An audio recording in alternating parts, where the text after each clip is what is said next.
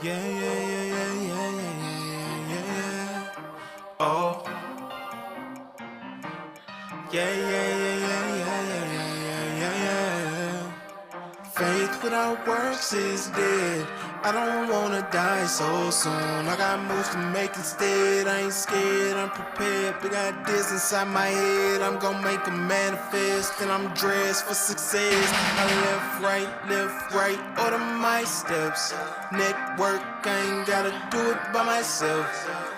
Who you know, show me who you know. Better let them know we bout to blow. It's time to go, go, go.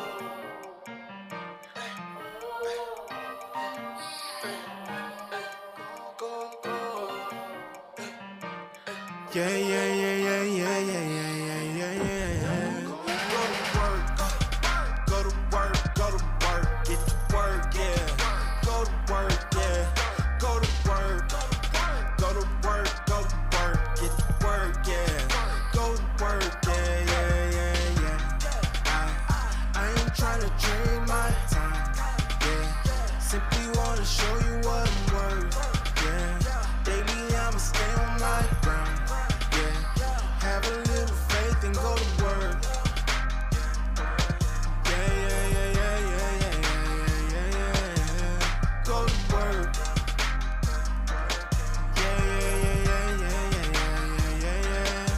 I'm gonna grind like every day, 'cause I want everything. I can do anything. Check my resume. There's people against you. They see what you've been through. But look in the mirror, tap into your spirit. There's power within you. Like LinkedIn, I'm locked in, get the job done when I clock in. I weighed out my options, put the work in, that's action, no lacking, just stacking. Big dreams I'm attracting, no accidents, that's fate. Just go in and have a little faith. And faith without works is dead. I don't wanna die so soon. I got moves to make instead, I ain't scared, I'm prepared. Big ideas inside my head, I'm gonna make them manifest. And I'm dressed for success. I left, right, order my steps. Network, I ain't gotta do it by myself. Who you know, show me who you know. Better let them know we bout to blow. It's time to go, go, go. Go to work, get to work, yeah. Go to work, yeah. Go to work, go to work, get to work, yeah. Go to work, yeah, yeah, yeah, yeah. I ain't tryna trade my time, yeah. Simply wanna show you what I'm worth, yeah. Daily I'ma stay on my grind, yeah. Have a little faith and go to work. Yeah, yeah, yeah, yeah, yeah, yeah, yeah, yeah. Go to work. Yeah, yeah, yeah, yeah, yeah, yeah, yeah, yeah. Okay, now go nuts, go nuts, go nuts, donuts, donuts, donuts, donuts, donuts, donuts, donuts, donuts, donuts, donuts, donuts, donuts, donuts.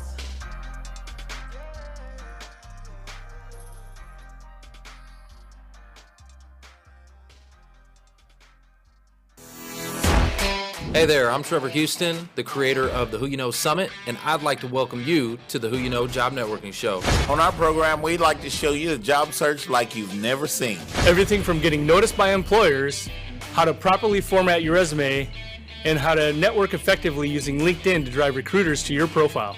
We even take suggestions from our amazing community. So if you want to learn all things job search, go ahead and subscribe now. Focus! It's all about the job search. So if you want to learn how to land that next success, you heard them. All you got to do is subscribe and ring that bell so you don't miss out on a thing.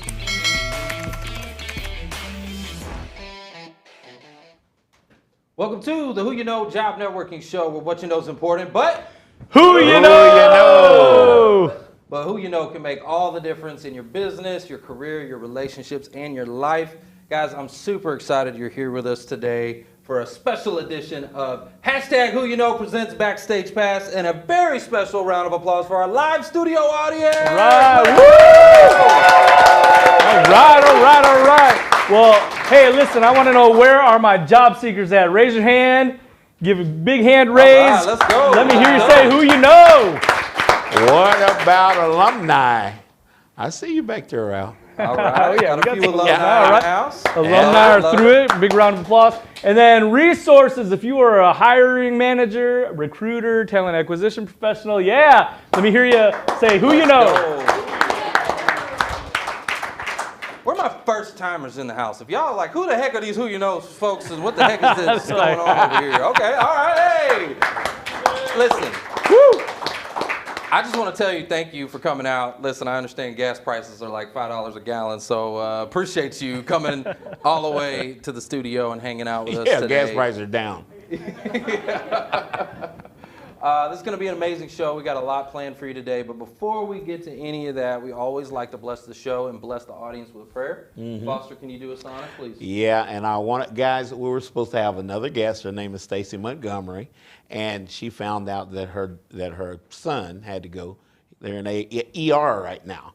So we want to think about Stacey while we're saying our prayer. And if you guys will bow with me real quick, we'll go to the one that's going to take care of all of our stuff anyway. Remember he said he was going to do that? Okay. Father God, we thank you for another day. It wasn't promised. We appreciate all the things that you allow us to do and the people we get to meet in our journey. We want to lift up Stacey.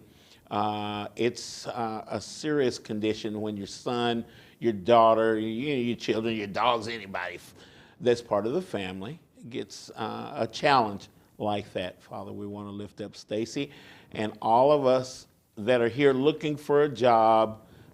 We want to ask that you bless us and help us understand those things along the way that happen. And those of us that are here to support the network and the recruiters and such, Father, we ask for success for them to find the right people for their clients. In Jesus' name, we pray everything. Amen. Amen. Amen. Amen. And we've got a lot to be grateful and thankful for. Amazing things happening in the community. We've got a lot of people who have landed and are back to their cash flow. Mark, who do we That's got? right. All right. So Money guys, guns. get your money guns. If you got a money gun, get them ready. Dr. Rowe, you got your own money gun there. So I got mine. let me tell you who got landed. locked We got and loaded. Jessica Tapera. Congratulations, Let's Jessica. go. Lily Abenaka. Congrats, yeah. Lily. Henry Odibi.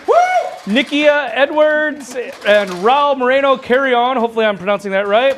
And a ton more tagged in the description. Check out those that have landed.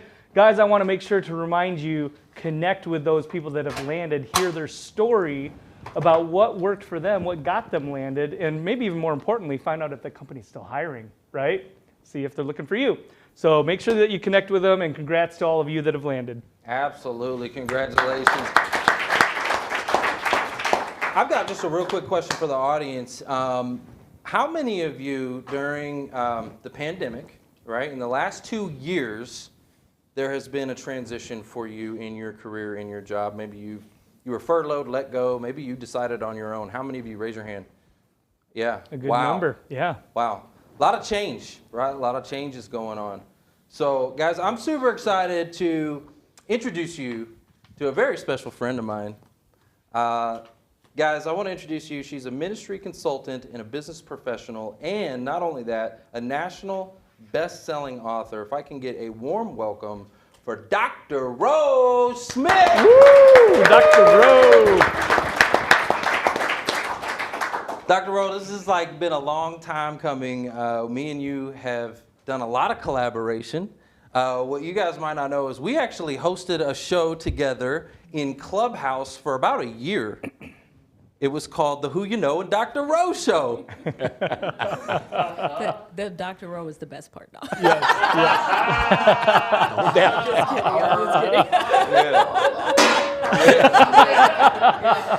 I'm just kidding. It's about right. I appreciate that. Listen. But we got an opportunity to collaborate and interview some just amazing, what I call world changers, and those are the type of people that we like to bring on this stage. And so what I would like to first ask you, what was one of your favorite memories from the time that we spent in Clubhouse, or who was maybe somebody that really stands out, one of the interviews or one of the things that we did? Wow, there were so many, and it's hard to pinpoint because, man, we probably interviewed 30, 50 people, between celebrities, everyday people. Yep. I would say, let's see, It had to be either Gloria Mayfield Banks, who I love, or Rolanda Watts. Rolanda Watts. Yes, both of them are very professional women who have overcome whether it's challenges or hard aspects in life, and they put God first in what they do. But they're not pretentious, just looking for helping people and giving back. And they've been very, very successful, and you never know it because they're humble. And that's what I love about the characteristics of people like Gloria Mayfield Banks and Rolanda Watts. Absolutely. Those were some great memories. My favorite was when we did the newlywed game. Do you remember that? Yes, we that did was that amazing. newlywed game. That was a Yes. lot of fun. The first ever newlywed game on Clubhouse. We did that. Yes, I now that you say that, that was hilarious. It was It's because hilarious. you think that, people that have been married as long as some of them would, that they Yeah. know everything about each other. And I think the longest couple lost, the one that Oh, was yeah, that's together. right. Yeah, so, yeah. Anyways, you can catch that. We can catch those episodes up later. But I want to talk now about kind of where you come, your career journey, and you've got 3 books. Matter of fact, you've got a national bestseller, Impact. All right, let's start with that one. Impact, Sure. because I love that word. It's something that I live by, and I'm trying to make a big impact in my community. So talk to me about the inspiration for impact and what that word means to you. Sure. So a good friend of mine, Jennifer Duplessis, came up with that acronym of IMPACT, and she asked about 30 professionals all over the world, including the first Black millionaire ever, to be a part of that book. And we all picked a different acronym and told what it meant to impact other people and help them be motivated. So in that book, I believe mine, don't quote me on the page, but it's like 47, that my particular one, and I am LEAD, that is my acronym. I don't want to give it away, so you just have to read it or Go pick catch it the up on book. Go get the Amazon. book. Yes, and it's just really about focusing on what is important for professionals, but not just leading in a way that, I'm going to pat myself on the back, I'm a CEO, or I own someone, or I'm the king or queen of my home. It's about leading in every aspect, spiritually, mentally, emotionally, physically, and how to do that in a perspective that puts you walking at a divine path. So you also have another book, Don't Live Like Caviar on a Hot Dog Budget. So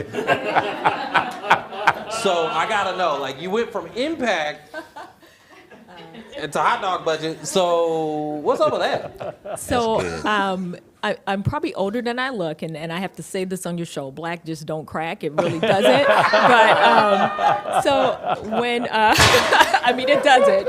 But when I was younger, my father convinced me that doing taxes would be the way for me. So I started out as a tax accountant for 17 years, and it's just not my personality. I'm a people person. But I did that. I did make great money. And I realized along the way, before becoming a business professor, is that there are so many, not just adults, but young kids, like in 6th, 7th grade, even a dog gets a credit card offer, and their credit is just shot because of issues. So I went through my own financial challenges. My father would always say, don't live like caviar on a hot dog budget. When you're young, you don't really know what that means. As I got older, it's not really just your FICO score, your Vantage score that matters. It's the habits, the daily habits that you have that will say, this is how I can live on whatever I have, whether that's minimal or marginal or more, and I can put God first and still do well. And So that's my so first needed book. right now. Yes. Like, y'all need to check out that book because, listen, if you haven't noticed, some things are changing out there. The economy, the markets. There's a lot of things going on. So everything that you just said is super important for people to be tracking. Yeah, so I very love relevant. that. Very relevant. Count your pennies, and I'm not perfect by any means. I've been through bankruptcy. I've been through, tough challenges in my younger years and even older, and those mistakes taught me. So the one person I advocate for, I'm not getting paid for this, is Dave Ramsey, just because I love his no-nonsense, tell it like it is, Yeah. don't do this. But just those steps of saving. Do you know him? Can you I get him don't on know this show? him personally, but I would love to interview him. Let's work on it. Let's go. I have met him at my church. He came and spoke, but I don't know him personally. But I would love to interview him all about who alongside you know. But he, I just love the standards of what Yeah. he's saying. Get out of debt, and it's not about if you have a credit card now, that's great. People have to use it, but you don't want to spend money that you really don't have. And when my dad would say, "Don't live like caviar on a hot dog budget," my father is the kind of person like if he bought you a gift and you thought it was a Rolex, it's a Folex, because he lives on a budget. He's not in debt. And the home we grew up in, I was in a middle class family, but he sold that home and bought a HUD home for $5,000, fixed it up. He's a landscaper, and it looks like the Garden of Eden, a depiction of it outside, and he has no debt. So wouldn't you like to walk outside, sit in the sun, and have no debt? So if you can do those kinds of things and not try to live like people that don't even know you from Jack Adam, why would you not do that? Yeah, 100%. I agree. Okay, so the last book that you had is How to Implement Change with Minimal Resistance. And I really like the title of that because, again, with all of the change that's happening right now, and that's why I wanted to ask the audience about how many of you had a change in the last 2 years. Was it minimal resistance or was it maximum resistance, right? Like, how did it feel when you were going through that change? So maybe can you talk to us about a few tips, maybe a few highlights of the book that could help someone, like, hey, I'm about to go through this change, this career transition, and I need to know what to do to how to minimize the resistance. Sure. So that book is just about to come out. And ironically, I went through a change that put me on pause to put the book out. My son passed away, as you know. He was 18, and trigger warning to all of you, he took his life over his girlfriend. So that was a major change for my family. I was not expecting that at all. No one expects to bury their child. And it put me through later PTSD as well. And I didn't know I had that, as well as some other things just from the situation. So I put writing on pause. I put teaching in a classroom on pause, and just a lot of things. And I had to listen. And a divine voice told me, be still, just like it says in the Bible, be still. What does that mean? It's not just sit in a room and be quiet and silent, but it's really listening for God's voice. And that could be, your career. It could be your personal life, your financial life. So for me, in putting this book together, I was like, man, I'm going through so many changes. What is happening to me? And sometimes when you're popular, even on social media and doing these things, you think that you have to keep going and you can't take time for yourself and take time to watch your mental health. And, there's this stigma, and especially in the minority community, they're like, your son did commit suicide. That doesn't happen. I'm like, shut up. That's what you want to say. But the real deal is how to implement change, in a way that people can accept it. No one likes change. None of us, not one person, but it's inevitable. It's going to happen. So, so what do? You sit back, you be still sometimes and let it play out. And if you do anything different, it's going to be a drastic change. So unfortunately, in this pandemic, many people have chose what my son did with their lives, whether they lost their jobs. Some of you Dr. are Rowe, out here. that's why we do this here.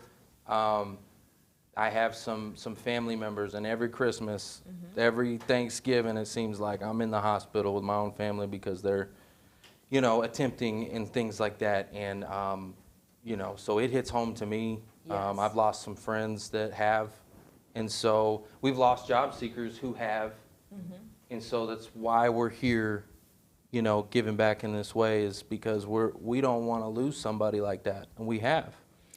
Yes, and that leads me to number 2, take care of yourself. And when I say take care of yourself, it's mentally.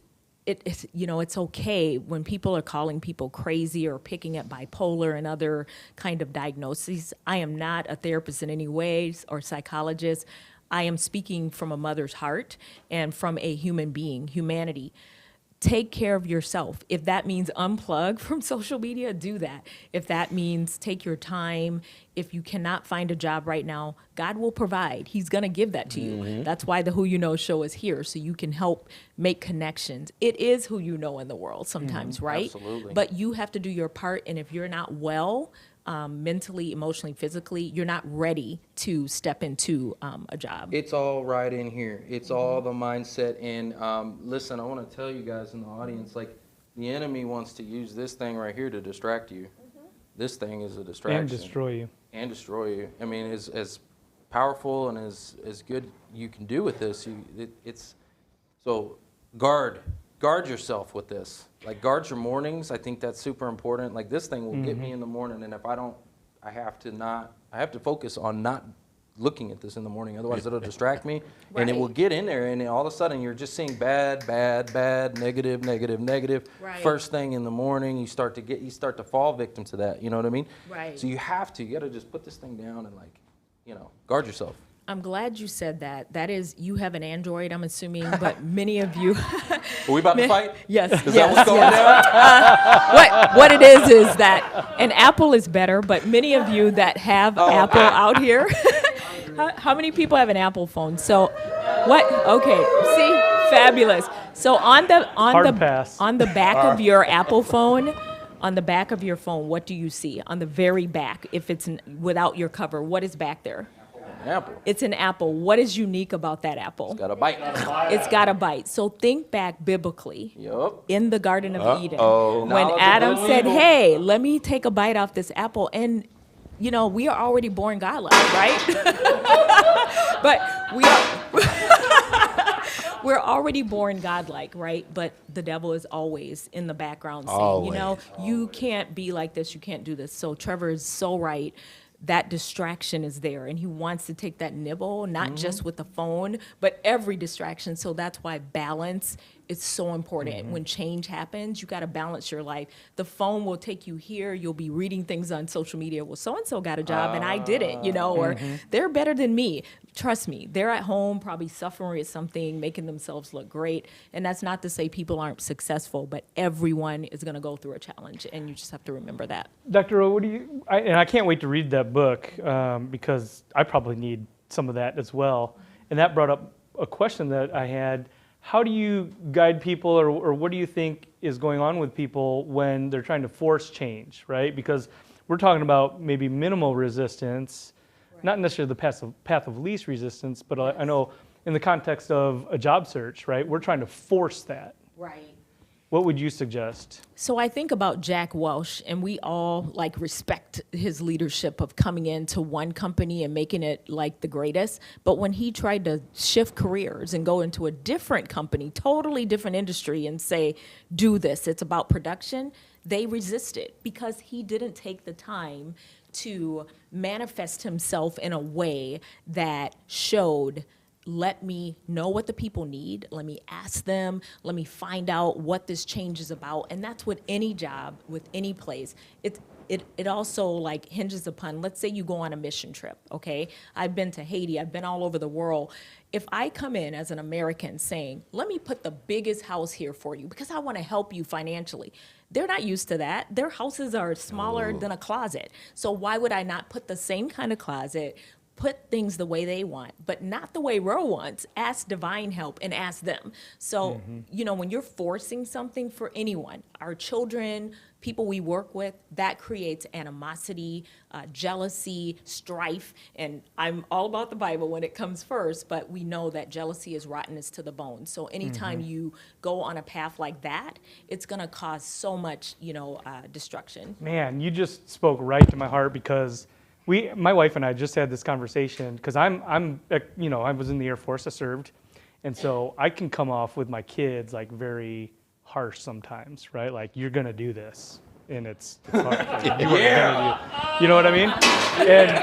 And whether discipline. whether you're right or not. But my wife has always been saying, and she's like, don't break their spirits, right? Like, they're going to remember that, and they're going to resent you.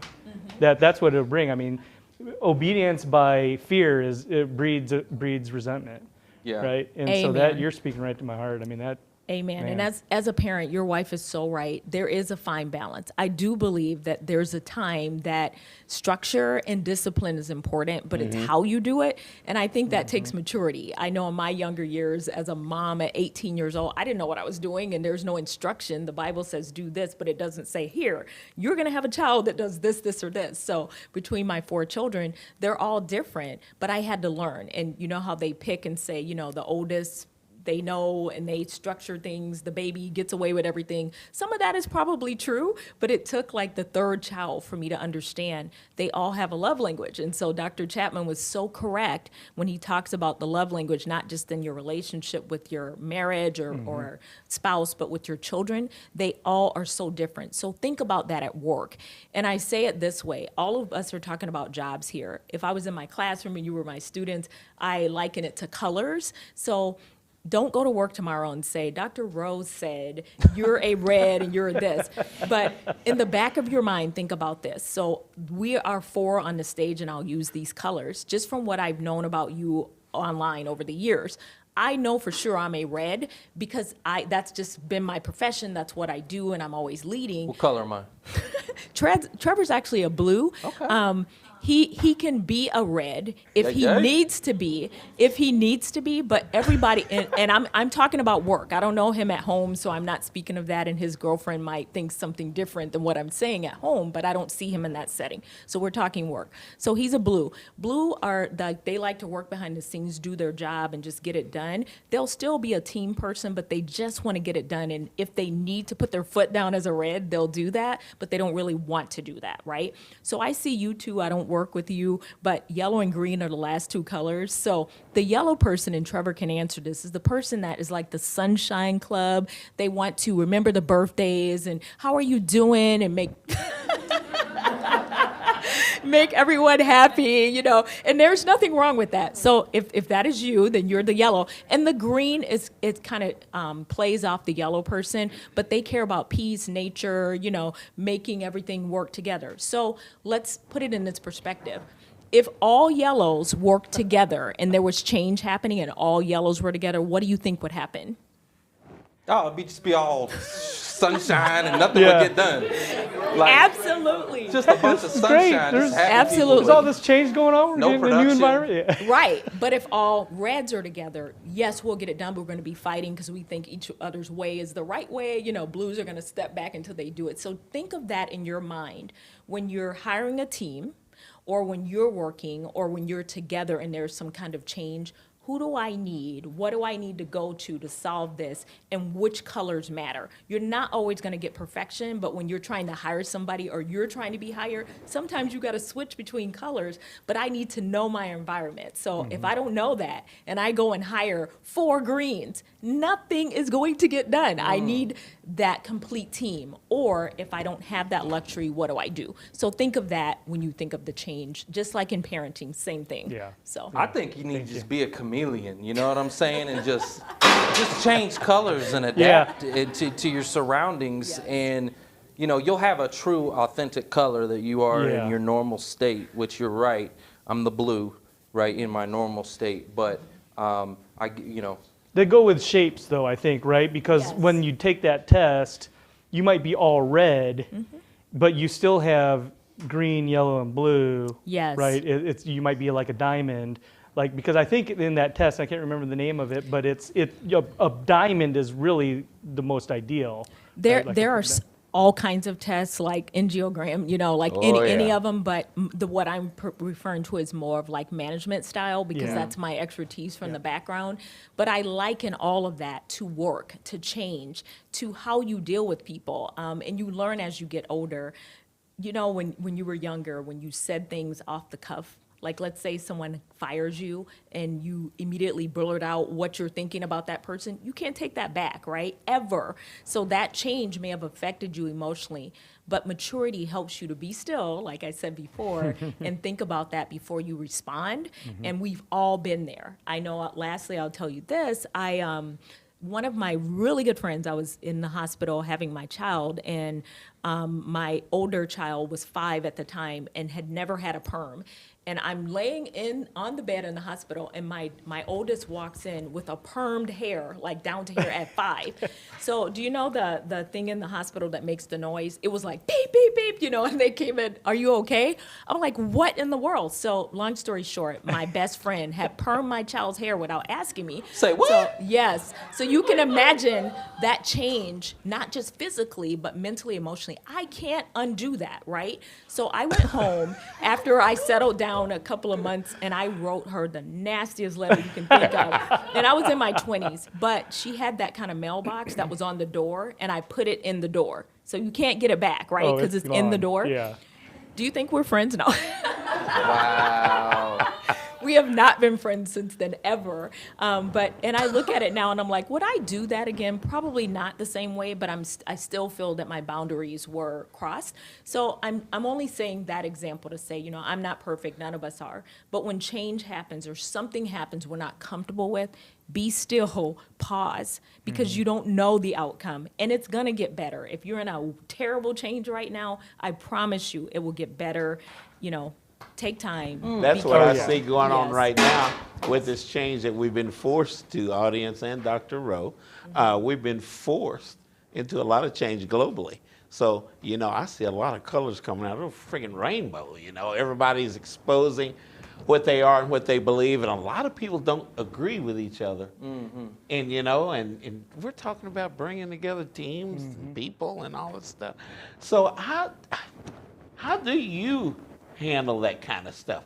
We've all been forced to COVID and war and Russia and all this stuff that's going on. I would say, for me personally, and I encourage everyone to do this, is get a mentor. You don't need just one mentor, you need more than one mentor. And they don't always have to be the same sex. It depends on how you're interacting with them, but depending on what you're trying to do. So for me, I'll just give this example.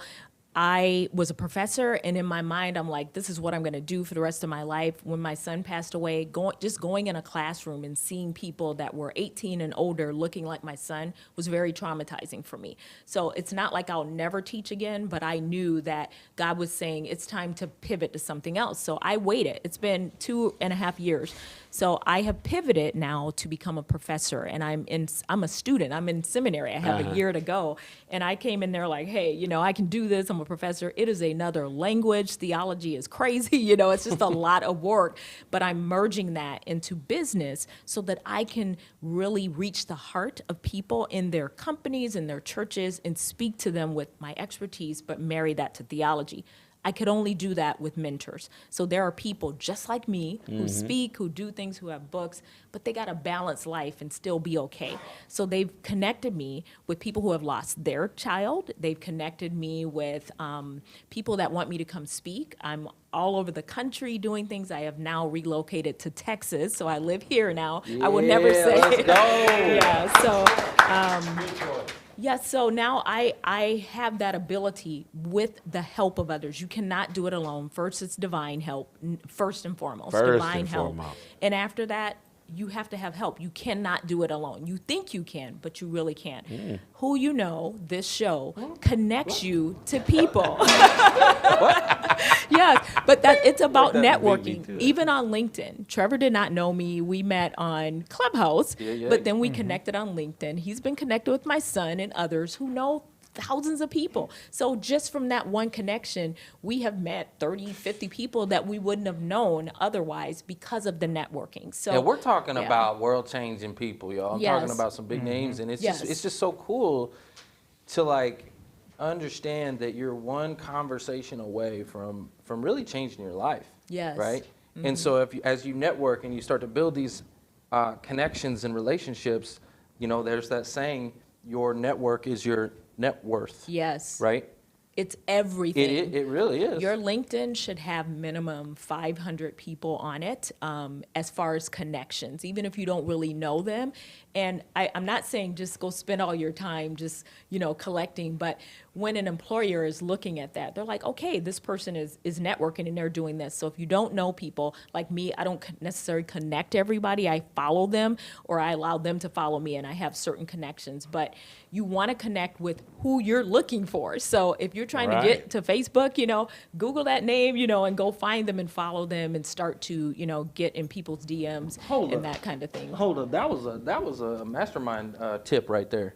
That was, so what you're saying is you need to follow the people that you want in your life, right? Like get them in your space. Like we were just talking about how this thing is a distraction, right? Well, what if it was a distraction that was putting the people that you want in your life in your face every day?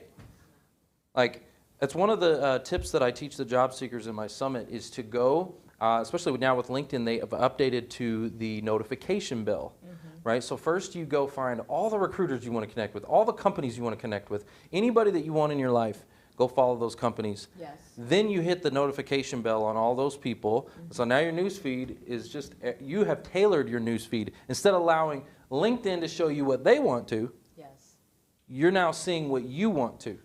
Yes, and it's important. So I don't want people to leave here and go, oh my goodness, I gotta be a mastermind of social media. That's not what I mean. It's just taking that time. So you could get to 500 people in 2 days, even if you're a introvert. I'm not saying write all 500 people, but just follow people or try to connect to them. Don't just spam them, but be specific on what it is you're looking for. And if you don't know people, what I would suggest, like I'm coming to Texas, I know people, some, but it's not like Minnesota where I came from for 31 years. So what I do now is I would go to Trevor or go to people I know and say, who do you know that does this, this, and this? And then I'm writing them, hey, this is Ro, I'm in town, so now I'm here. Then 2 people call me and say, well, can you come on my show? Can you do this? So that it's just that connection. It's that Being circle. Intentional. Yes, Yeah. yes. So, Absolutely. Yeah, 100%. and that's important. Yeah, you got to be intentional, and I love those tips. One thing I want to talk about real quick because of what's happened with Giovanni and things like that. A lot of our job seeker audience, when they lose their job, it's like a loss of identity, right? And they can feel lost. I don't know what to do, what's next. I feel just completely lost, right? What are some things that you would recommend for somebody who's feeling that way, right? Because you've overcome that, right? What are some things that you would tell that person? So I want to go back to just briefly, when Gino passed away, I was actually home when the police knocked on my door, and I won't get into all the details, but I had no idea that was about to happen. So when they opened the door and I heard what I heard, that will never leave me. It will never leave me, and I get choked up sometimes, and other times I'm okay.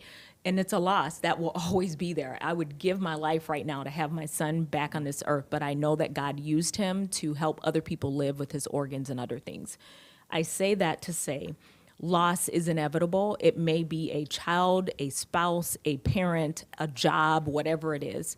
Prayer, first and foremost. I don't care what anybody says. They think, oh, prayer is cliche. I am here to tell you that miracles come out of prayer. And it's not just, bowing your head saying, let me pray, but working in harmony. So if I'm praying and saying, I need a job, does that mean I just sit home and wait for the job? No, I'm going to be proactive. I'm going to go find recruiters that can help me find the jobs. I'm going to go ask someone. So prayer, first and foremost.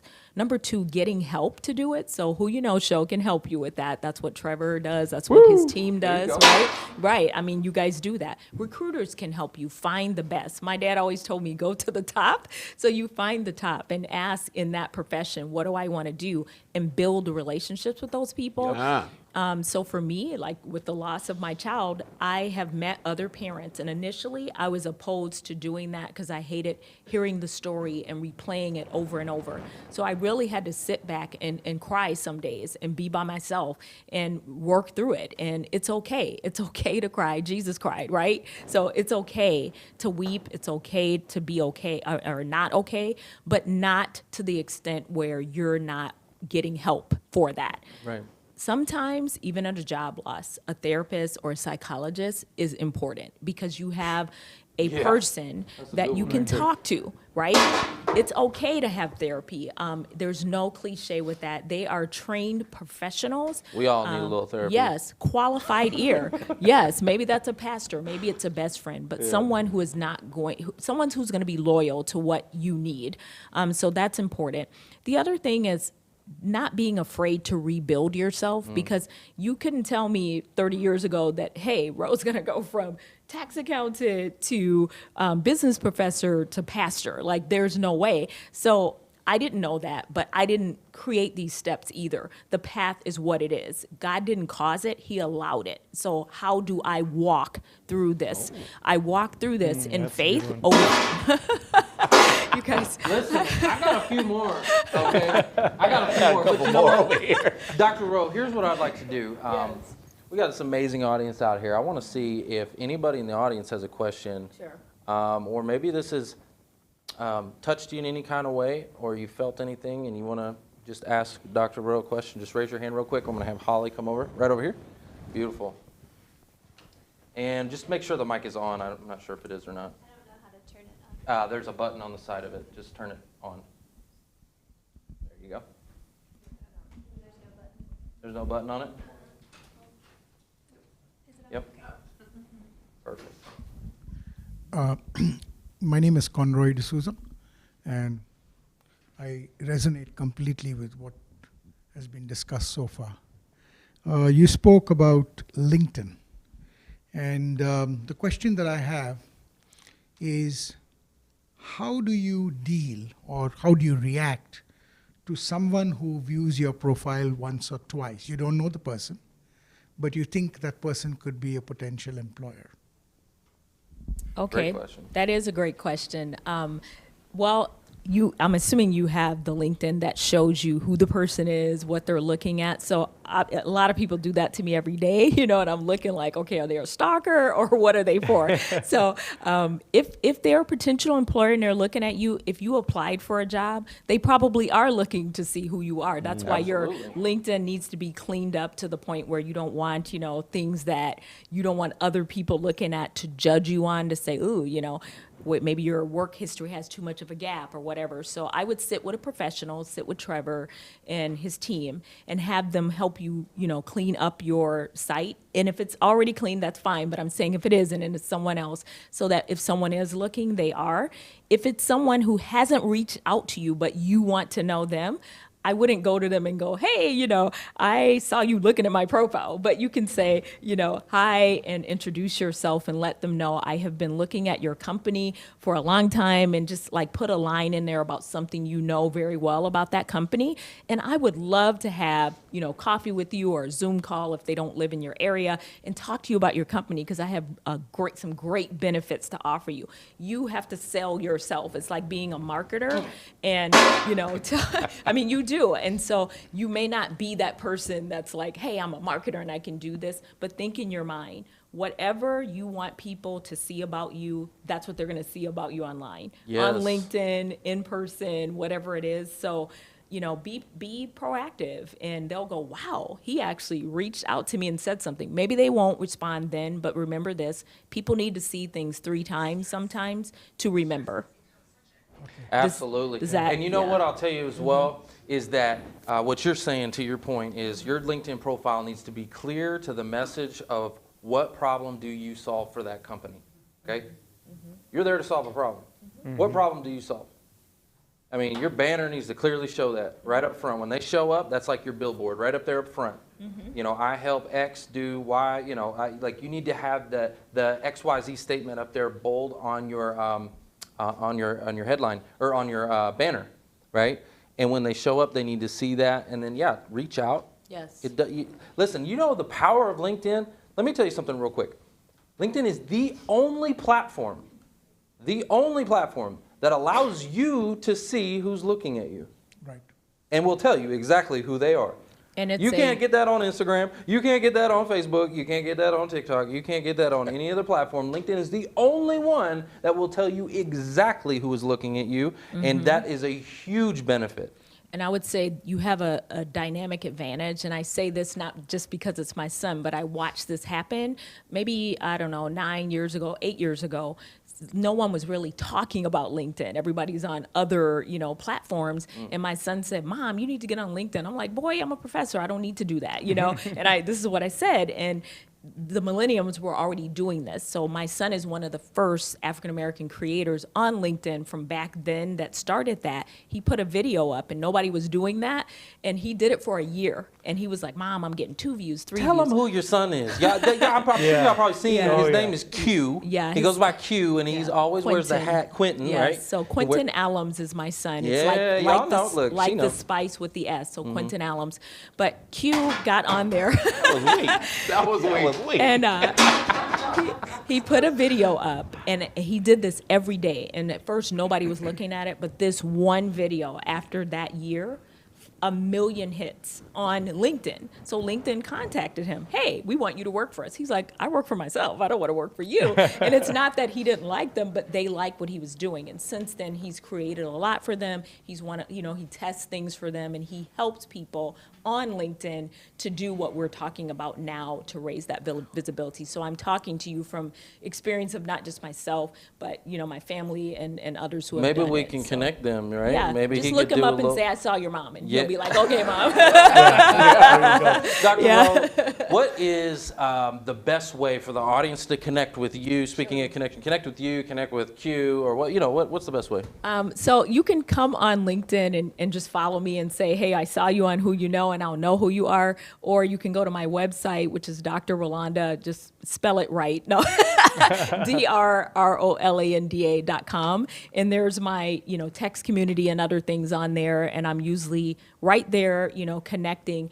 And just know that there's times that I take a break. I just do because I need to. I'm going through a lot, still with my son's death. So I've realized that I don't need to be on social media every day because that's just not what I'm doing right now. I'm becoming a pastor. But if you write to me and either myself or my assistant gets back to you, you know that I'll remember that connection, especially if you tell me you're from Who And You I Know got a show. way for you to remember the connection as well. If everybody can do me a favor, if you're online or in person, I want you to pull your phone out, either take a screenshot or take a picture right now, and I want you to post this all over LinkedIn, and I want you to tag Dr. Rowe. So get your phones out, there you go, and tag Dr. Rowe. And I tag want Q while you're at it. and just say, "Hey, you know what?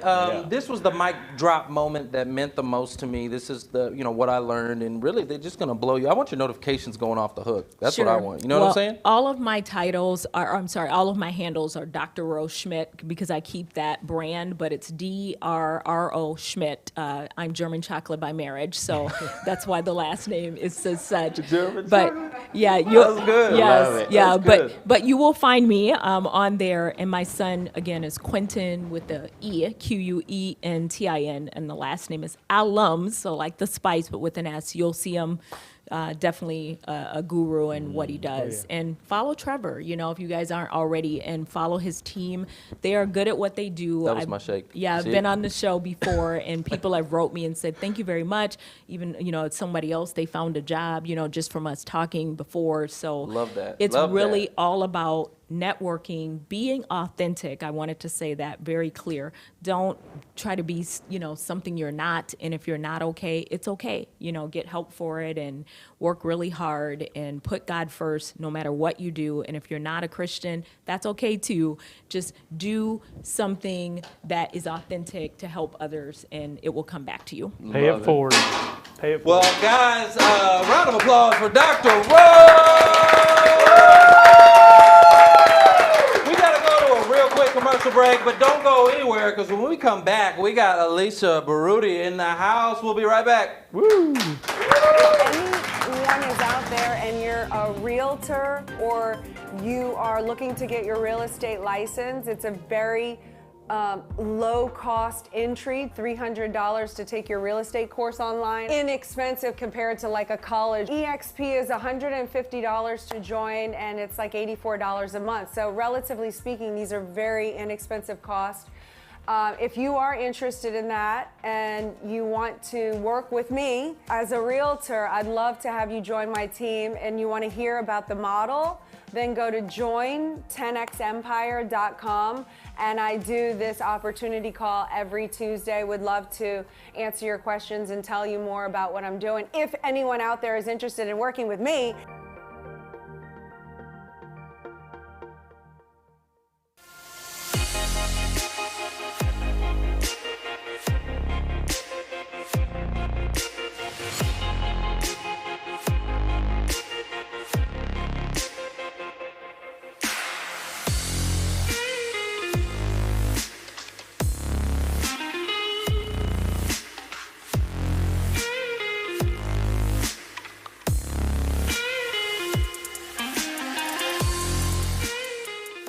You know you have something unique to offer your next employer, whether it's your experience or your work ethic or your passion or your personality.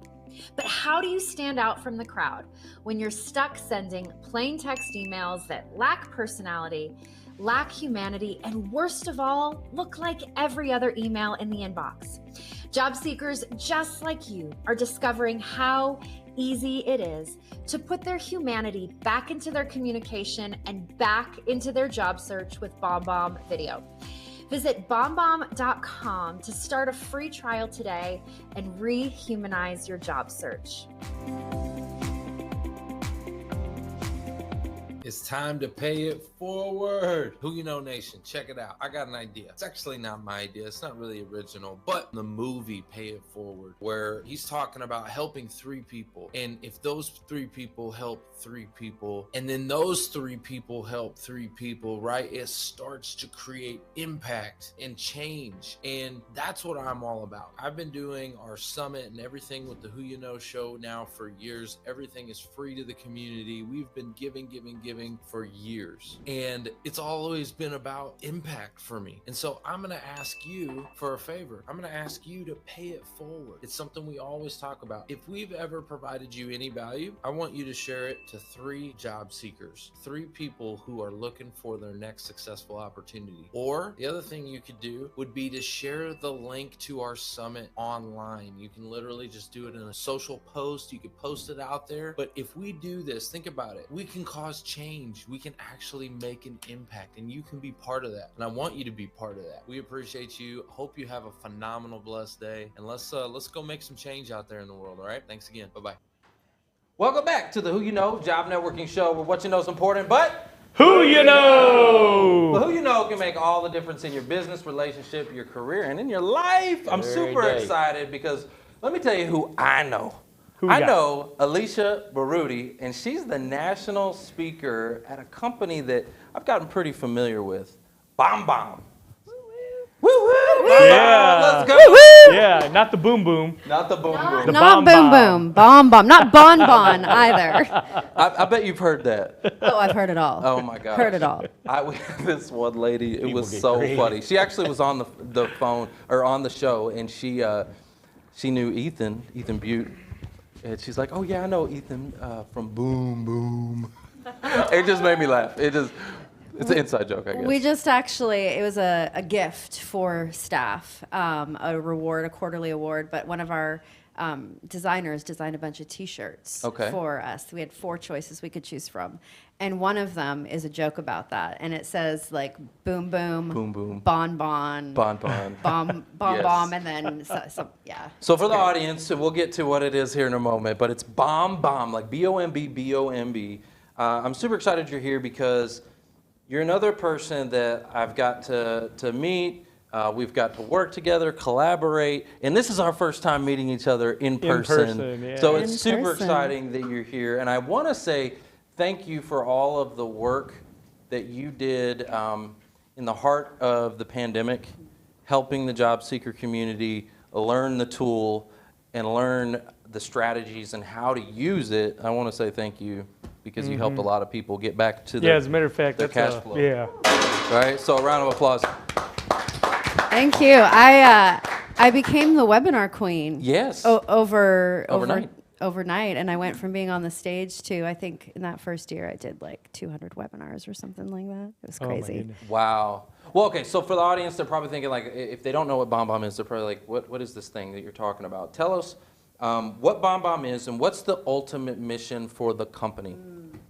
So we're essentially a video tool, but video for communication as opposed to video for marketing. Usually when people think of video for their business, they're thinking of that public-facing video like Facebook, Instagram, or YouTube, videos on your website. Right. What we really do is we provide a tool, but more importantly than the tool, the guidance to use video as a communication tool. So video over text, video over email, so that whoever you are, you have an opportunity to communicate the way humans communicate most naturally, face to face, just like this, in the places where everyone else is sending emails and text messages. Right. So just getting you back to the way humans communicate most naturally. Yeah, because before the written word, there was the spoken word. Spoken word, yeah. Right? Yep. And then all of a sudden, we got to the written word, and now we get to text, and then we get to emails, and it seems like everybody's doing everything nowadays to avoid the face-to-face. But that's where the most value is. Sure. Most value is, right? Well, if you think about the way communication technology evolved, right? All of the communication technology evolved we've seen over the last 100 years came from being able to connect people over distance or space or, more people at one time.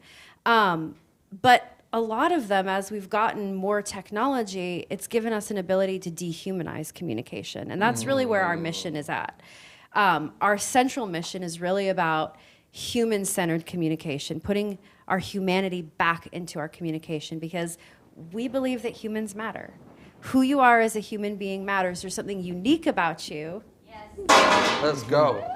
Right, there are unique things that you bring to the table that no one else has. And when we're all looking at black text on a white screen, it all looks the same, right? There's no depth of personality. You can't connect with it. You don't get tonality and eye contact and all of that. And so what we're really about is giving people that opportunity to get back to face, to be more human, to rehumanize that. I love it. And it benefits you, not just the actual, things that we can put on a balance sheet and say you're going to get a job, you're going to make more deals, but if you think about what's happened with trolling and the dehumanization, there's right? A subject. When we don't see a person there, it's really easy to dehumanize You them. get triggered. How many of y'all, has start anybody flaming ever people. been like trolled on social media or anything like that, or had a comment come on your post? Anybody and get you're flamed on social media? Anybody had that? Raise your hand if Burn you've had up? that before. Yeah, oh yeah. And you're like, how does it make you feel? Like it instantly just like, "Rrr." Well, and the other thing is How dare they? we talked about, text in written, but I know this is why you're doing it, because there's so much more, by percentage, that is being communicated visually. Sure. Right? Yeah, have you ever seen those, I don't know if you call them a meme or whatever, but on the internet where they show things that look like a face that aren't a face, like a faucet and signs and all of these things. We look for human faces. In fact, babies, they can recognize and process information from human faces at, I think it's 16 weeks before they're able to process any more information. Babies are taking the information from faces. Wow. And starting to process that. So this is the way, this is how we communicate. So if you think about, anyone ever sent a text message or an email that was misunderstood because tonality was lacking? Oh, yeah. Right? Even a voicemail. Even a voicemail, Even right? a voicemail, yeah. So the video piece gives you that opportunity it's rich with what makes us a good communicator. Eye contact, body language, tonality, all of those things are right back in the communication. So there's tons of benefits for it. Both, we retain about 95% of the information when we watch a video. If we read it in an email, we only retain about 10%. Oh my gosh. You know how many emails I sent out for this event and all this kind of stuff? I know people don't read them things. They Right? scan the emails and all that stuff, right? There's also the connection piece, obviously, right? The amount of times that I have sent videos to people before an event, and I walk into a conference room and I don't know who I'm looking for, and they're like, Alicia! And they run over and they give me a hug, and they're like, oh, I feel like I know you. Because they've seen your video 1,000 times, right? Yep. So I first got onto BombBomb as a tool to rehumanize our business. So Mark and I are in financial services, and so. And I said, I don't know about that. Yeah, he was like, I don't know. Yeah. I was like, listen. I'll admit it. We have to rehumanize our business and put the human element back in. And so I started using it, fell in love with it. It was like, okay, I saw the difference that it made just with our own clients, with prospective clients, all that kind of stuff. So I was like, sold, love this thing, right? And then I started getting involved in the job seeker community. And I was like, well, shoot, if I was a job seeker, I would use this too. Why would I not use this? This definitely helps to humanize the whole experience. And so I started teaching it as a concept, right? And then the results came back, frickin' through the roof. Through the roof. And the analytics on this thing, right? If you guys want to get rid of being ghosted, okay? If you're getting ghosted by employers, send them a frickin' video email with your face and their name on a whiteboard. You put their name on a little whiteboard and you flash it at the camera and you say, hey, Susan, right? And I'm telling you, it makes all the difference in the world because all they're getting is a bunch of emails, black and white text, you know, and they're reading resumes, black and white text all day long, right? And this breaks through that noise and gets attention. It breaks through the noise. It's a differentiator, both in format, number one. We all do the same thing. We open up our inbox and we scan, right? See what's important. You gravitate towards what's important. I'll come back to the other things later. So if I open up my inbox and I can see, because the person put in the subject line, that there's a personal video for me, well, I'm more likely going to gravitate towards that first and click on that. The data is off the charts for the way people consume video. I think the average consumer is watching about 2 hours of video on the internet every single day, and I think that's low. Well, and I want to talk about that real quick, because I want to make sure the audience fully understands this. You know, when we're talking about these videos, we're talking about this tool. This isn't sending a 5-minute, 10-minute long, you know, YouTube video, right? Yeah. Tell them a little bit more about how this works. Yeah, I mean, it's essentially giving you that opportunity to put what you were going to put in an email and send it in a video. So this isn't, you know, a 5-minute diatribe about your work history and all the things that make you great. This is, you know, for a job seeker, it's a great introduction tool right out of the way. I always say that, like, a first touch video, your format should be empathy, value, call to action. So if you're a job seeker, and I'm sending a first touch video out to a recruiter, that empathy, value, call to action could look like, you know, hey, Trevor, it's Alicia. I know that you are sifting through a ton of resumes, that you're probably blurry-eyed at this point, so I just wanted to send you a video and introduce myself so you could put a face to the name. And then you give your quick value proposition, what you have to offer, and then, you know, reply to this video if you have any more questions, your call to action right there. So you're talking about less than a minute. Yeah, there we go. Less than a minute to just introduce yourself and say, hey, like, I know that your job as a recruiter is hard right now. You're sifting through endless resumes. This is who I am. This is what I have to bring to the table. This is how you can contact me. Boom. Yep. Let me just tell y'all have done this a billion times, okay? And I want to explain it. How many of you have left a voicemail before? Anybody? Okay, trick question. You've all left a voicemail. That's exactly what this is. It's a voicemail. You're just doing it on a video, and they allow you to do it really, really quickly, easily with their extensions and the different tools, and you know. And it's just super, super easy. And actually, I'm going to tell you what it does for me. Saves me time. Absolutely. Right? I don't have to sit there and peck out a message and try to make this perfect formatted email. I'm just going to hit the thing. The camera's going to come on, and I'm going to tell you what I need. Cap it. Let's go. You don't even need spell check. Correct. Yep. Need pronunciation check. Do you know?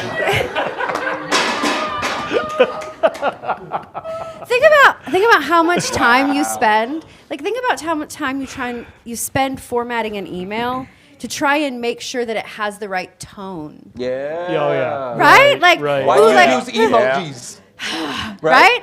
That's exactly. So you don't have to. It's way faster. LOL. Way faster. Right? All these stupid emojis and things like that you're trying to put that tone into black and white You're text. trying to humanize text. That's it. Why not just be a human? Joe, let's go. Just be a human. That was both weeks. Mine and yours. I got one more, so I can make up for it. There we go. I broke it. I broke it. Well, that's the second one. The elder power, man. All right. So talk to me about how BombBomb can help someone also to build confidence. What about confidence on and off the camera? How does it help someone with confidence?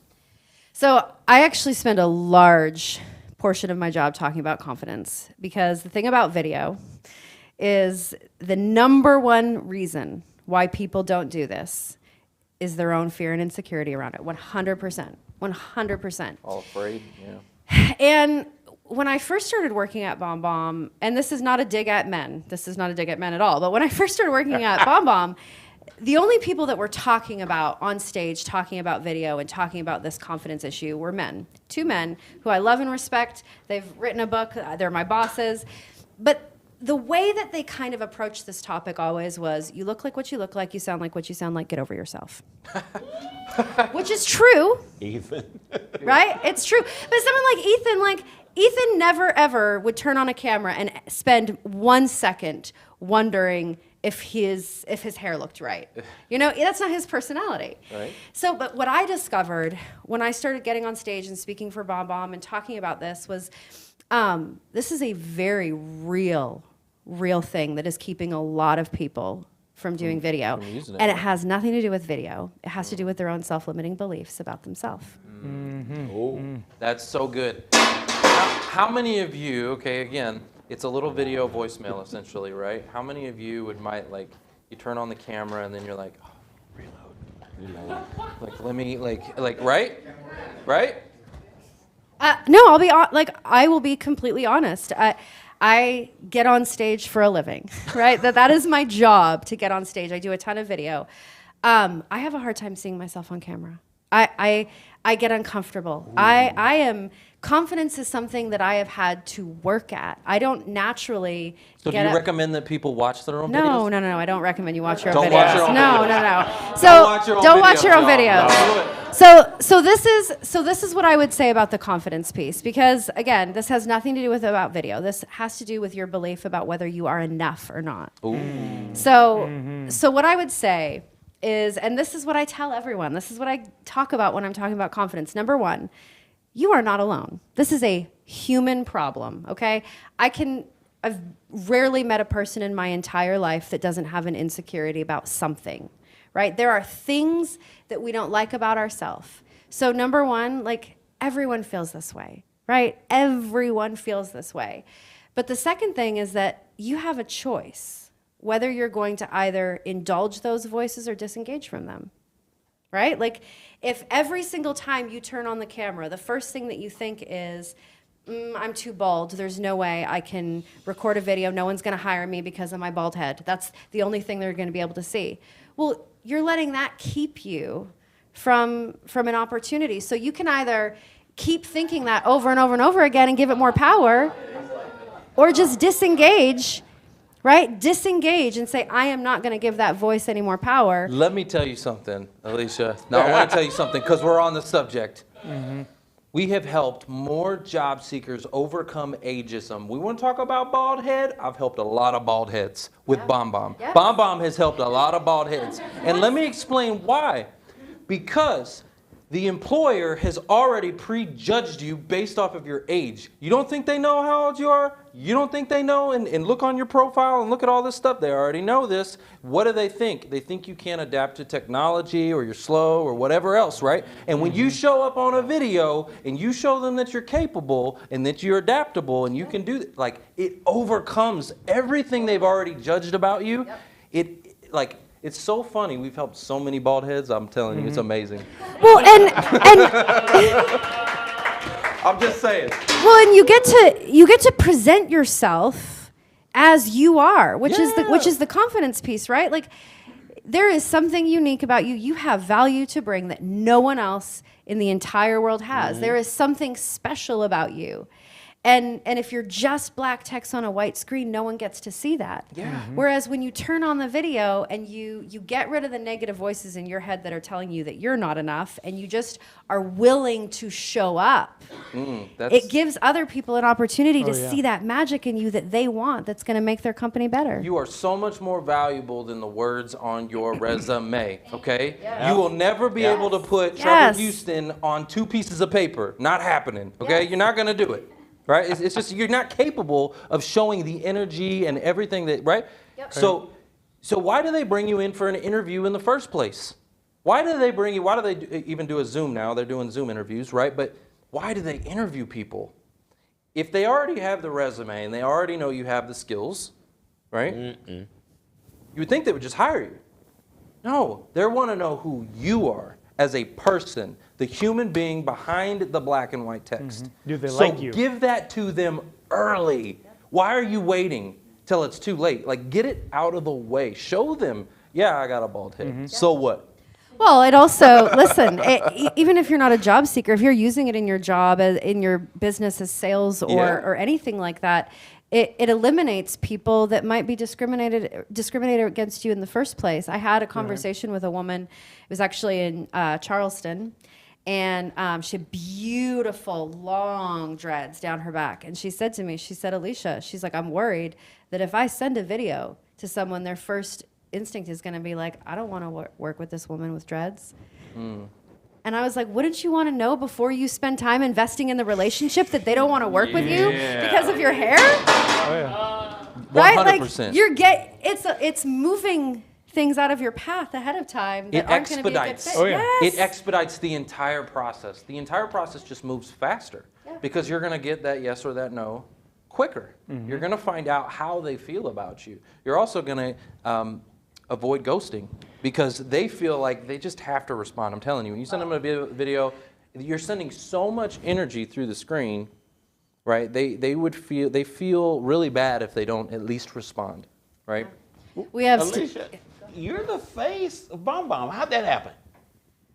So I love my Bomb Bomb story.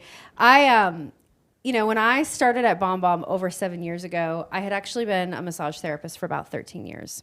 Okay. So I had been licensed as a massage therapist before I got married. I got married really young, had a bunch of babies, got divorced, had 3 small children, and had to figure out how to support myself again. And so I was doing massage for a little while. Was not paying the bills, and so I started trying to figure out what else I could do. The briefest backstory is that at that point in my life, I didn't really know that I was smart. My life, my past had me pretty well convinced that I was stupid. So I thought the best opportunity that I was going to have outside of doing massage was answering phones, like at a dentist office. So how I got hired at Bomb Bomb, a friend, someone that I knew. A friend told me that I should apply, and I applied and honestly didn't think there was any way that I would get hired. I just didn't think there was anything that I had to offer a tech company. I really didn't. And went through a very long process, and eventually they hired me. It was an entry-level position.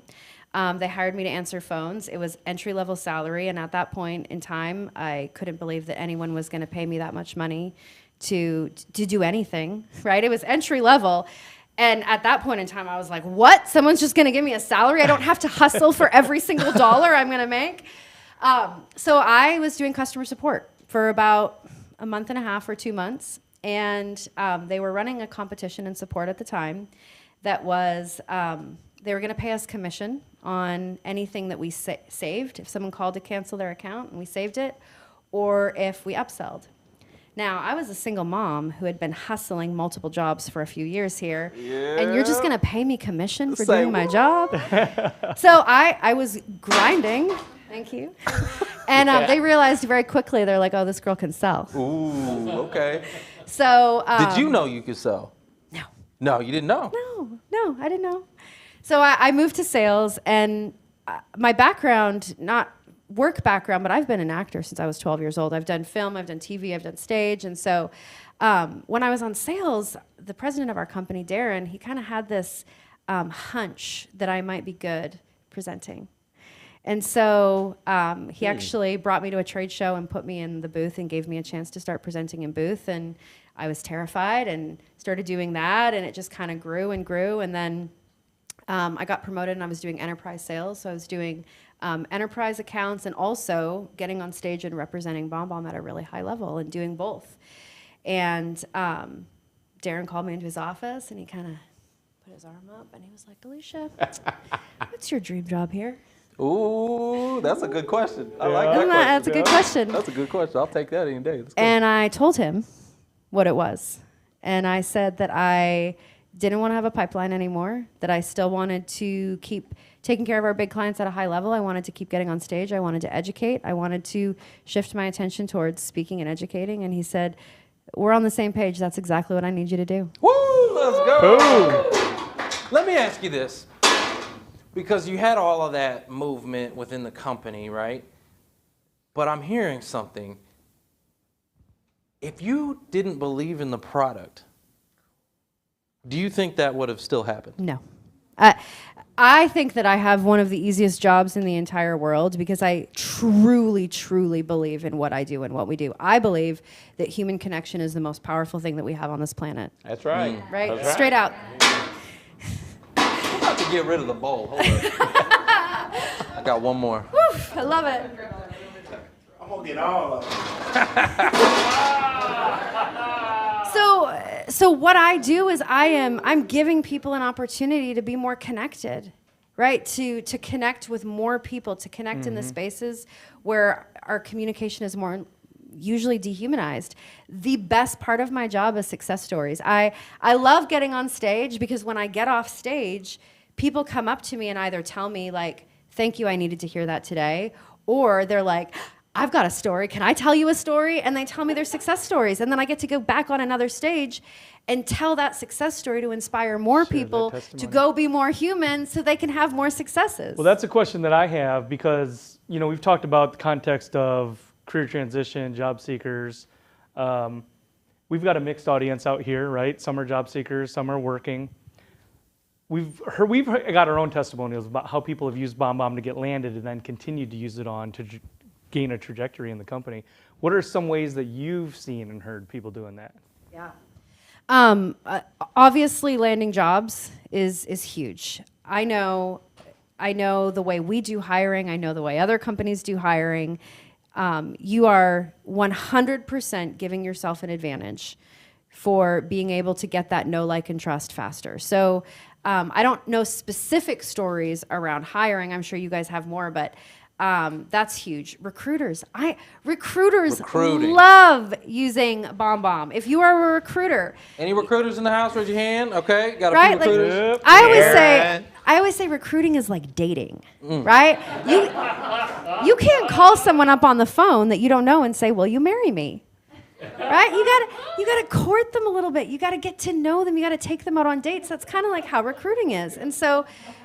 Recruiting, the video piece gives you that opportunity to kind of start to get to know them, to court them a little bit before you pick up the phone and say, you know, do you want to come work for this company? And so huge for that. I know I have so many great success stories specifically around sales and financial services and mortgage and things like that. I could tell hours and hours of success stories. Internal though? Like I got landed, I'm in a job that's not sales, right, or business development or maybe client facing. How can I use BombBomb, continue to use BombBomb to propel myself? Love it. Yeah, love it. So I always say that before you sit down to type out an email, you should ask yourself, could this be said better by myself? Right? Because there's 3 general times when video is always going to be better. Anytime you're establishing or building a connection. So like in sales, that prospecting, cold prospecting, if you're getting referrals from someone, you know, someone sends you a client, introduce yourself, really, really powerful there. So anytime you're establishing a connection with someone, video is going to be better. Happy birthday. Congrats on the new job. I'm going to get to that one. All the different, like what I'm talking about, the LinkedIn notifications that you get. Yeah. Like, hey, you just got a new job. You got a promotion. Yeah, exactly. Happy birthday. All these different things that you would normally just hit the Send the connection request. You hit the auto reply, right? Yeah. Totally. So like when you're building a relationship with someone on LinkedIn, right? Like you see someone that you want to connect with, you can send a video with that connection request. In fact, almost anytime someone sends me a connection request, in fact, if after the show, if you send me a connection request on LinkedIn, I'll send you a personal video back. But it's the same thing. Like if you want to connect with someone, rather than just send the connection request, you can record a quick video from the Chrome extension, drop it right into a LinkedIn message and say, you know, hey Foster, you know, I came across an article that you wrote, just wanted to let you know that what you said in AY, whatever it is, you know, that really spoke to me. I'd love an opportunity to connect with you here on LinkedIn. Well, you just did. So you had your formula, and your formula was empathy, Empathy, value, call to action. Call to action. So I teach a formula that's very similar. It's commonality, so finding the thing in common that you have with that person. Compliment. Give them a compliment for something, like, hey, I saw your article, Foster, I really loved what you were talking about, blah, blah, blah. Then call to action. So very similar, but I love that. Yeah. So like connection requests, huge there. Like absolutely keep using it there. The second time when video is always better than plain text communication is if you're explaining something complicated. Oh. So like even in your job, right? If you are typing out an email and you are like, I cannot figure out how to make this clear in an email, or you're frustrated by trying to find the right words, you can just press the record button and send the video. So way better there. And then anytime tone or emotion matters. Congratulations on the job. Happy birthdays. Thank you for connecting me with that person. Like, if you want to break out of the noise on LinkedIn, right? When someone has a birthday on LinkedIn and people are like, happy birthday, happy birthday, happy birthday. You should see my happy birthday video. Right? It's like, do you want to blend in with 100 people? It's crazy. Or do you want to just send them a quick personal video? Or to your boss, right? To your boss. To your boss that you're trying to communicate with, and now you're standing out because none of the other employees are using that. Totally. Maybe. Yep. I mean, for internal communication, the amount of times that sending a video can save everyone a meeting, like even a Zoom call. I mean, getting everyone together for a Zoom call can be tough. We call that synchronous video, right? Zoom, you've got to be on there at the same time. And so you're still trying to schedule things around. BombBomb is asynchronous. So I don't have to get you on a Zoom call and schedule so that we can talk about this thing. I can press my record button and give you all the information I need and send it to you, and then you listen to it when it makes sense for you. Yep. And then you can record the video and send it right back. So we're talking. Oh, and by the way, you can record your screen and walk somebody through your screen. Oh, yeah, screen record yeah. is amazing. Yeah, that's a great way to do a tutorial and really get somebody to understand, like, LinkedIn or anything that you're trying to show them. You can do a screen share, which is really cool. The screen recorder is also a great way to grab attention, okay? So I've seen account executives do this with cold prospecting, but if you're a job seeker, you could do this with a recruiter or someone at the company as well.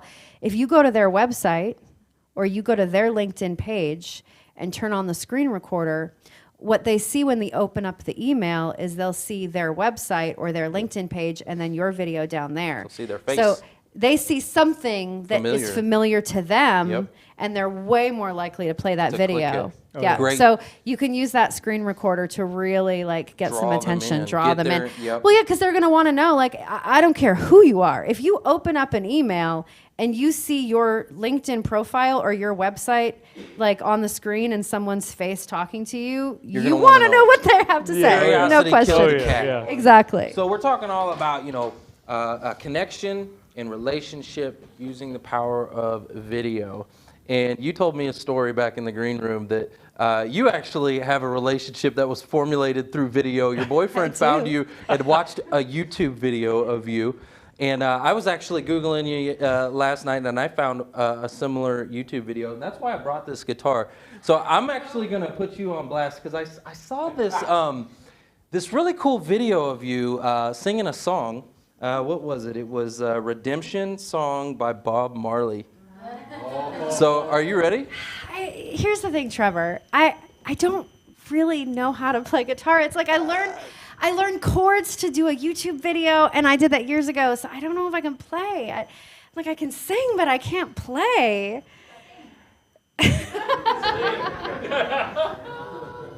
I'll put that back right there. She gave me the cue. That's fine. I'm sorry. I'm not ready to play guitar. All I know is C, E, and G, so I'm probably not going to help. Well, y'all want to hear Alicia sing?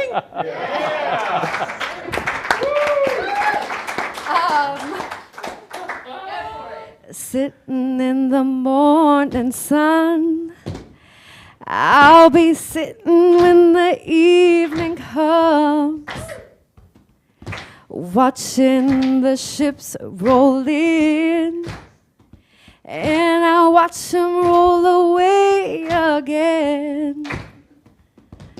Sitting on the dock of the bay, wasting time. Woo! Woo!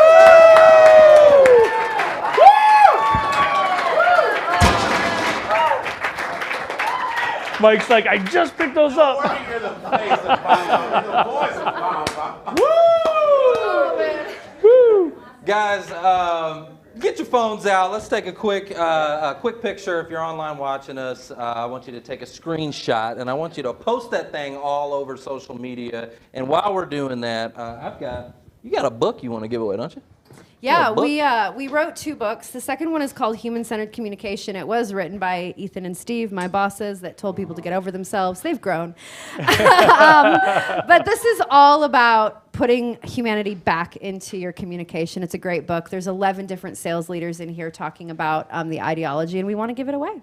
Yeah, let's do this. So I got ticket number, if you got your tickets. Tickets.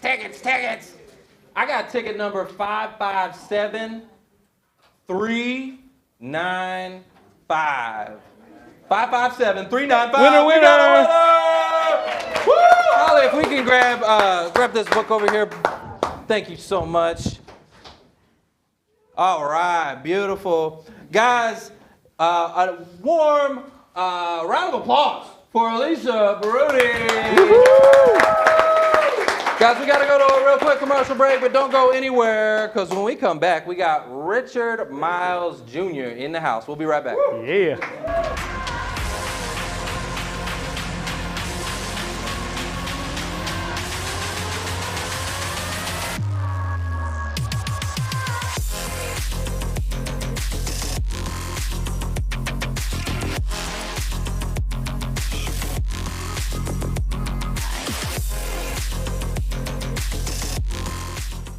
Hey guys, come work for the most innovative company in the world, 10X Incubator. We're launching 10,000, listen to me, 10,000 tech companies in 10 years. If you're a coder, what? We got programmer, coders, we got graphic designers, we got copywriters, digital marketers, biz dev. you name it. You If got you skill. like tech, love tech, hungry. want to be in tech, okay? We don't actually require that you get the jab here either. Just so you know, if you want it, good. If you don't want it, no problem. We are hiring. We want you. If you're good at your job, if you're disciplined, if you want to be paid well, if you want to be taken care of, if you want to be in a 10X environment, click the link below. Give us your resume and a short video. 30-second video. Just tell us who you are. Tell us what you do. We want you. We want you. Let's go. We want you.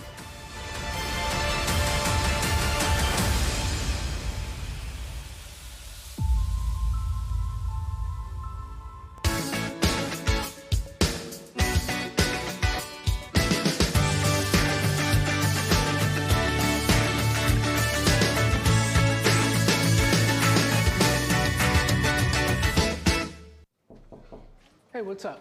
I haven't found anyone. Here, try Hirect. It helps you find people fast, direct, and it's free.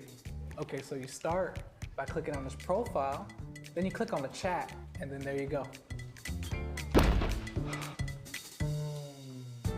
Hi, Mark. Oops. Nice to meet you. Hirect in my phone. Who's the best among you all? Hirect, specialized for startups. Oh, we're back on. Welcome back to the Who You Know Job Networking Show, where what you know is important, but Who you know? Who you know can make all the difference in your business, your relationship, your career, and definitely in your life. Guys, I'm super excited talking about life, okay? We got a gentleman here. He's the founder and CEO of Miles of Freedom. If I can get a warm Who You Know welcome for Richard Miles Jr. Richard, before we get into your mission and Miles of Freedom in your business, right? Please tell me your story, because it says here that you were wrongfully incarcerated for murder and attempted murder at the age of 19 and fully exonerated 17 and a half years later in 2022. Yes. So first and foremost, thank you, Trevor, for this opportunity, the stage. I'm loving the energy. So my name is Richard Miles from Dallas, Texas. And at the age of 19, I was wrongfully incarcerated for murder and attempted murder. I grew up in Oak Cliff. I jokingly say I grew up under the church. My dad was a bishop. He still is the bishop. He passed 6 months before I got out. Mom, a school teacher, went to Skyline High School, Longfellow Academy. And, you know, at the age of 18, once I graduated, I'm working at McDonald's, and I told my mom, and I was like, hey, man, you know, I'm finished with school. You know, I was getting ready to go to TSTC in Waco for plastics engineering. And I was like, man, give me that opportunity to go out on my own. Gave me that opportunity, and within a year of me being gone from home, one day my friend drove me from Oak Cliff back to North Dallas, is where I stayed at on the corner of Cresthaven and Bluffview. He was going over his girlfriend's house that stayed on the corner of University and Roper. And so if you know anything about North Dallas, it's like literally right around the corner. Paid my friend $5, got out the car, Trevor, and it was the longest walk of my life.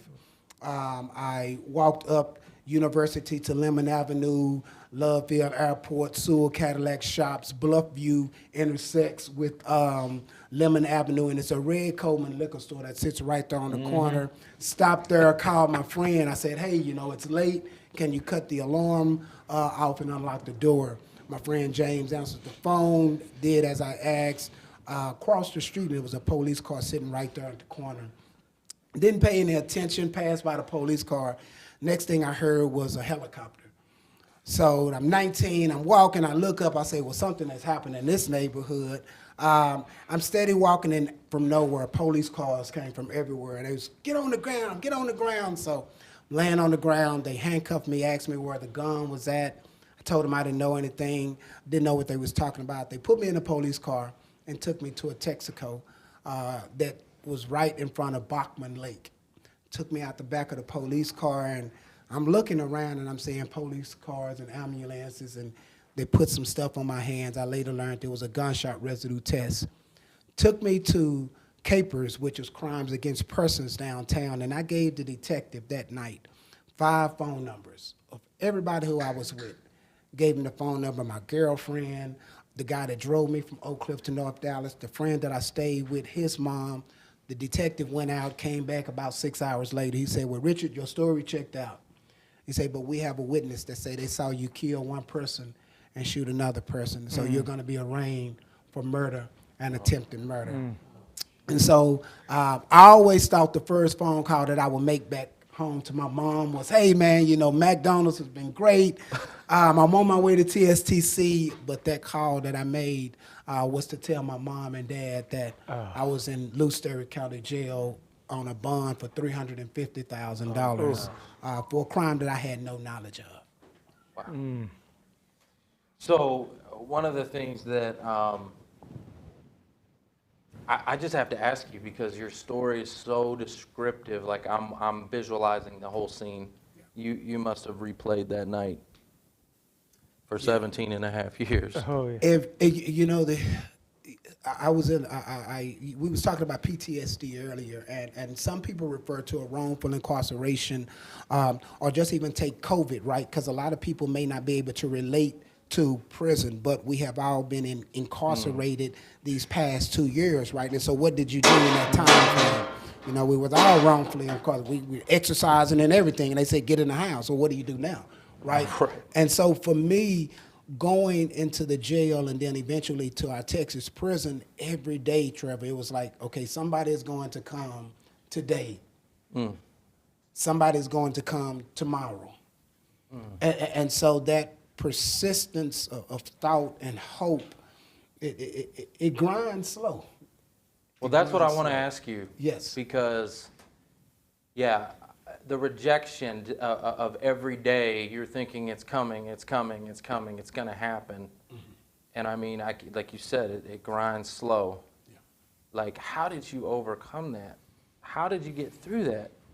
So it's a couple of things. The first and foremost thing, and I overlooked it growing up, but church, my spirituality, really knowing who I was. My dad emphasized that so much. But while I was incarcerated, a couple of things happened. I got 60 years, I'm 20 years old. They put me on the bus. I leave Dallas in 1995. And I get to Cofield Unit. All of my time I did on Cofield Unit. Cofield is one of the biggest prisons in Texas, houses over 5,000 people on this one unit. And they take me to the barber shop to get my hair cut, and I meet a guy that's cutting hair. His name is Benjamin Spencer.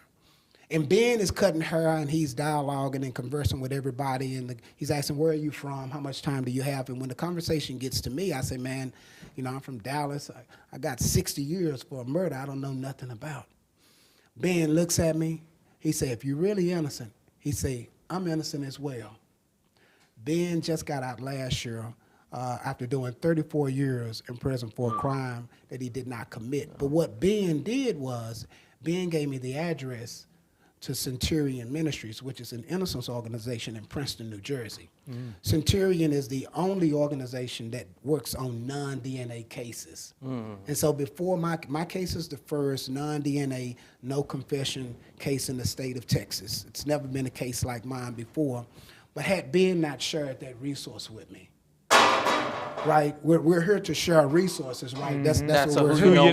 Who you know in prison. I mean, it's in your life, your business, your career, everything. Never, you should never overlook a person because of the situation you're in. Yeah. You see what I'm saying? Yes. And so I connected with Ben. Ben gave me the address. I went to my cell, 1997, and wrote my first letter to this innocence organization.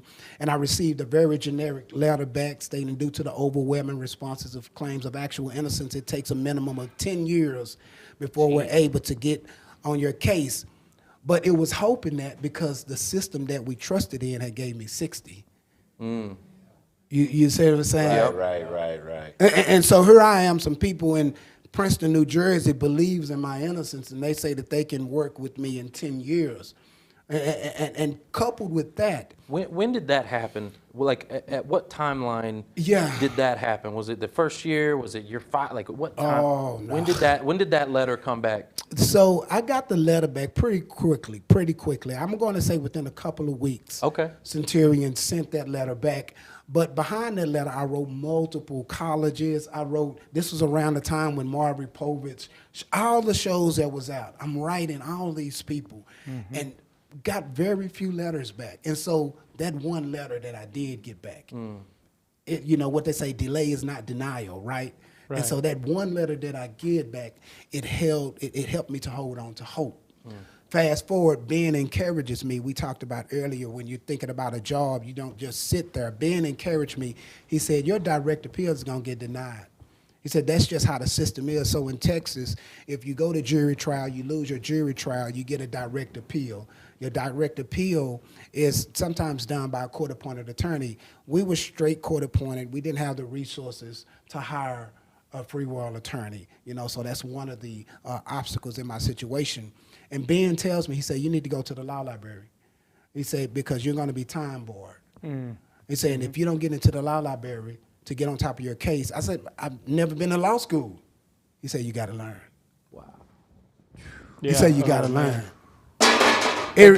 So can I ask you this? So it sounds like he was in a similar situation. He had already been there, done that. He had gone through this process himself. Yes. Right? Yes. And he was sharing with you the system and the formula to get where you're here today. And as much as I hated to hear those words, you're going to lose your direct appeal, I had to deal with my reality.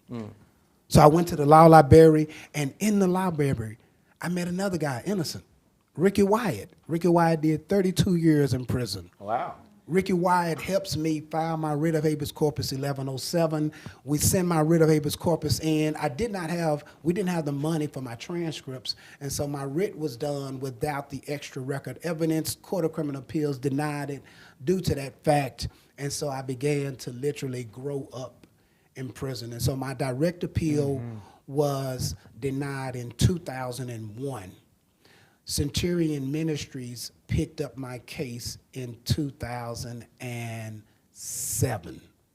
So by the time they picked up my case, I had did 13 years in prison, going in at the age of 19 and them picking up my case at the age of 33, around 33. That's how old I was.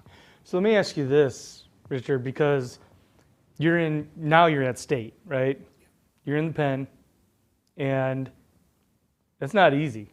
I mean, it's just downright dangerous, right? And here you are, an innocent kid, child, really, at that age. And you've got these kind of carrots, right, that are keeping you going. They're dangled out there.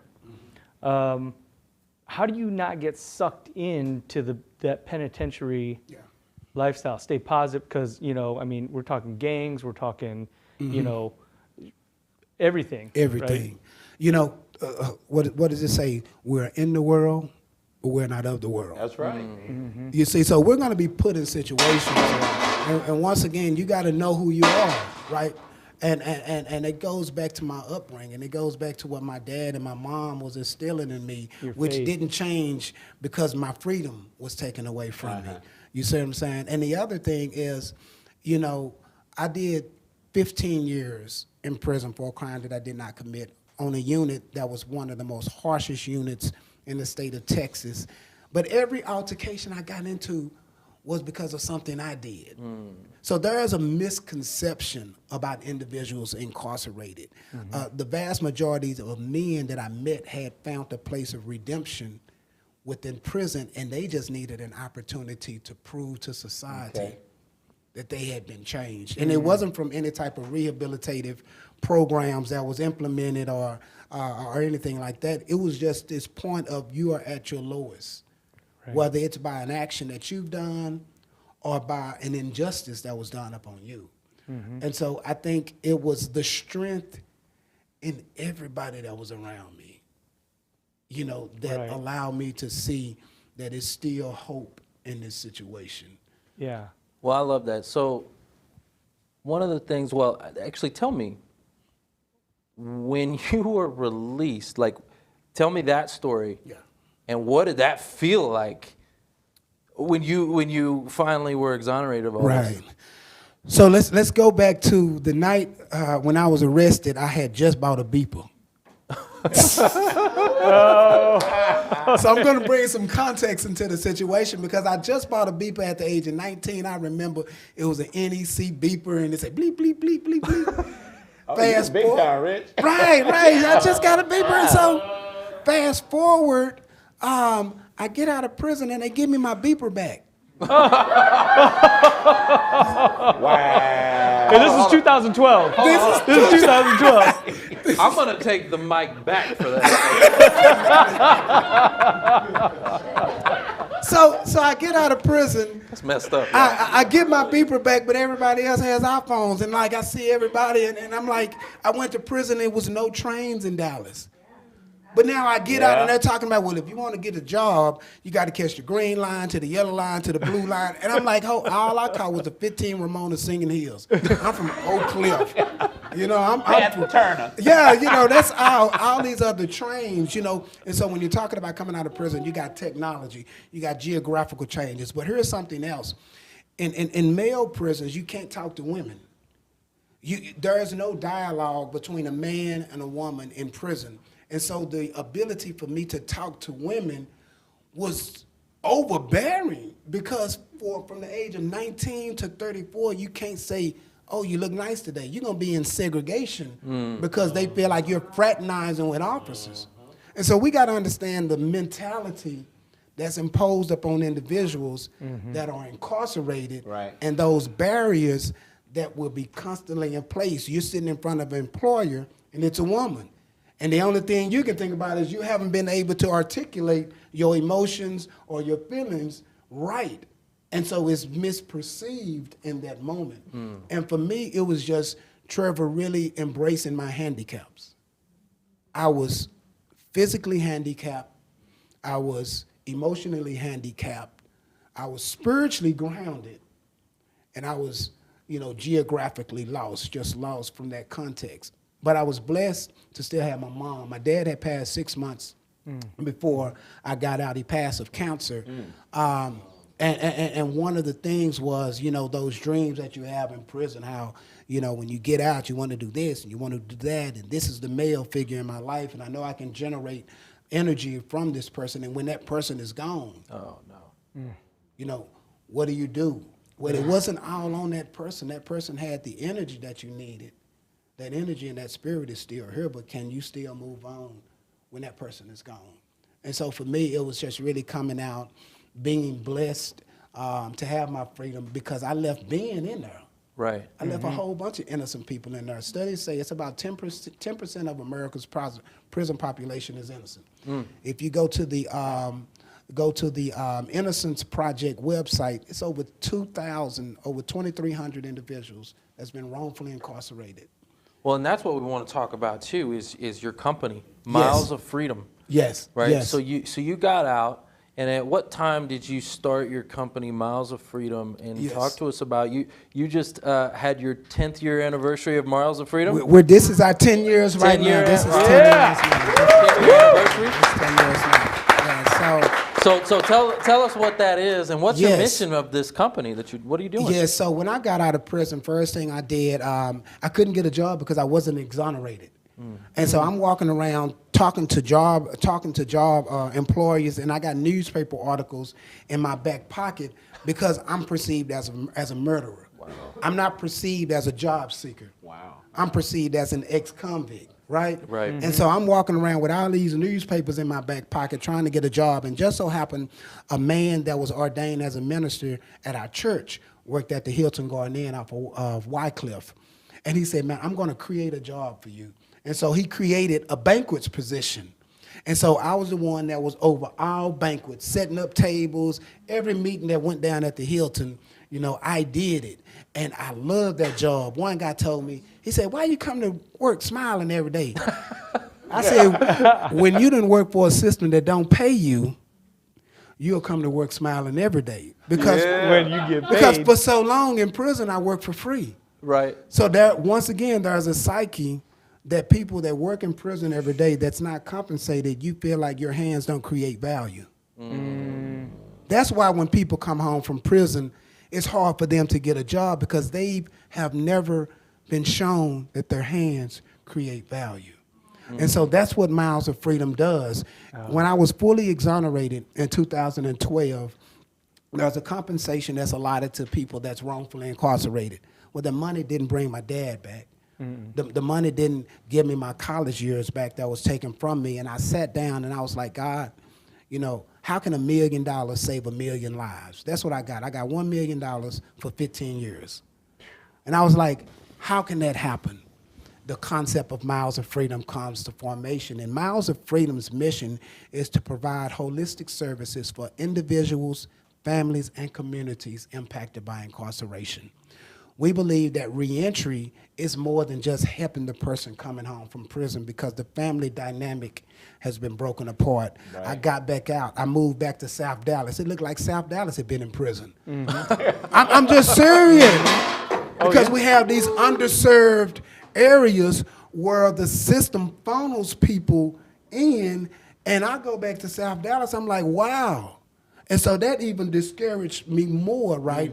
And so 10 years in, we work with over 1,600 men and women returning home from prison, assisting them from everything from securing their ID to securing employment. We work with North Texas Food Bank. We kicked off a food lunch in 2019. We've distributed over 1 million pounds of food, which was very critical during COVID.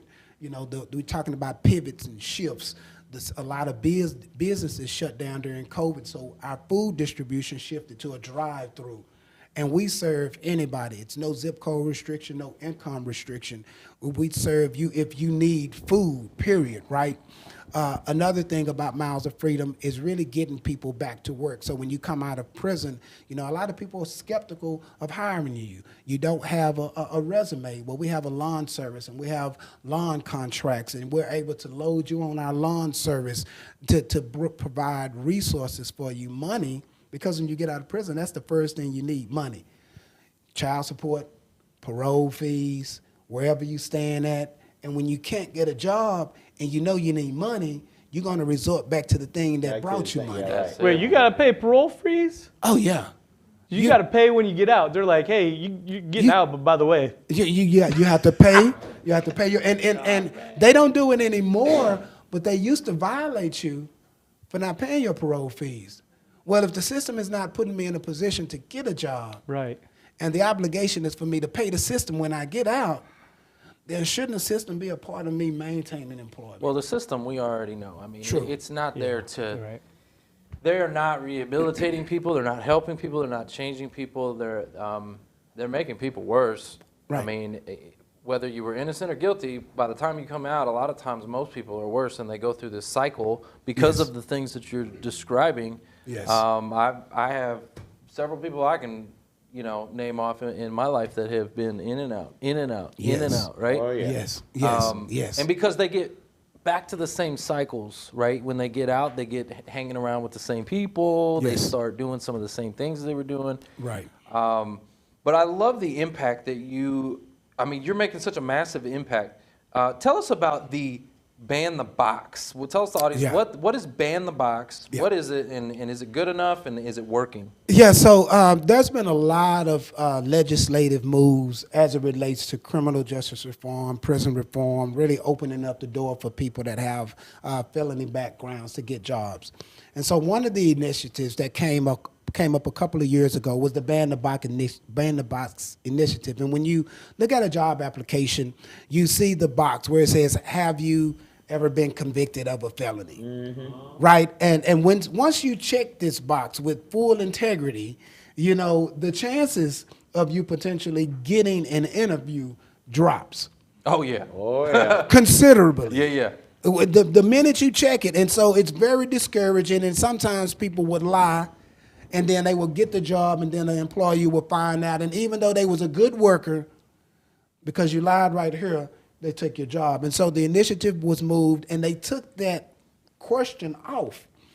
And while it was a very progressive move, people have to understand that you still have a gap in work history. Oh, yeah. So even if you take Still out, might have a background check. right. But you don't have no record of work.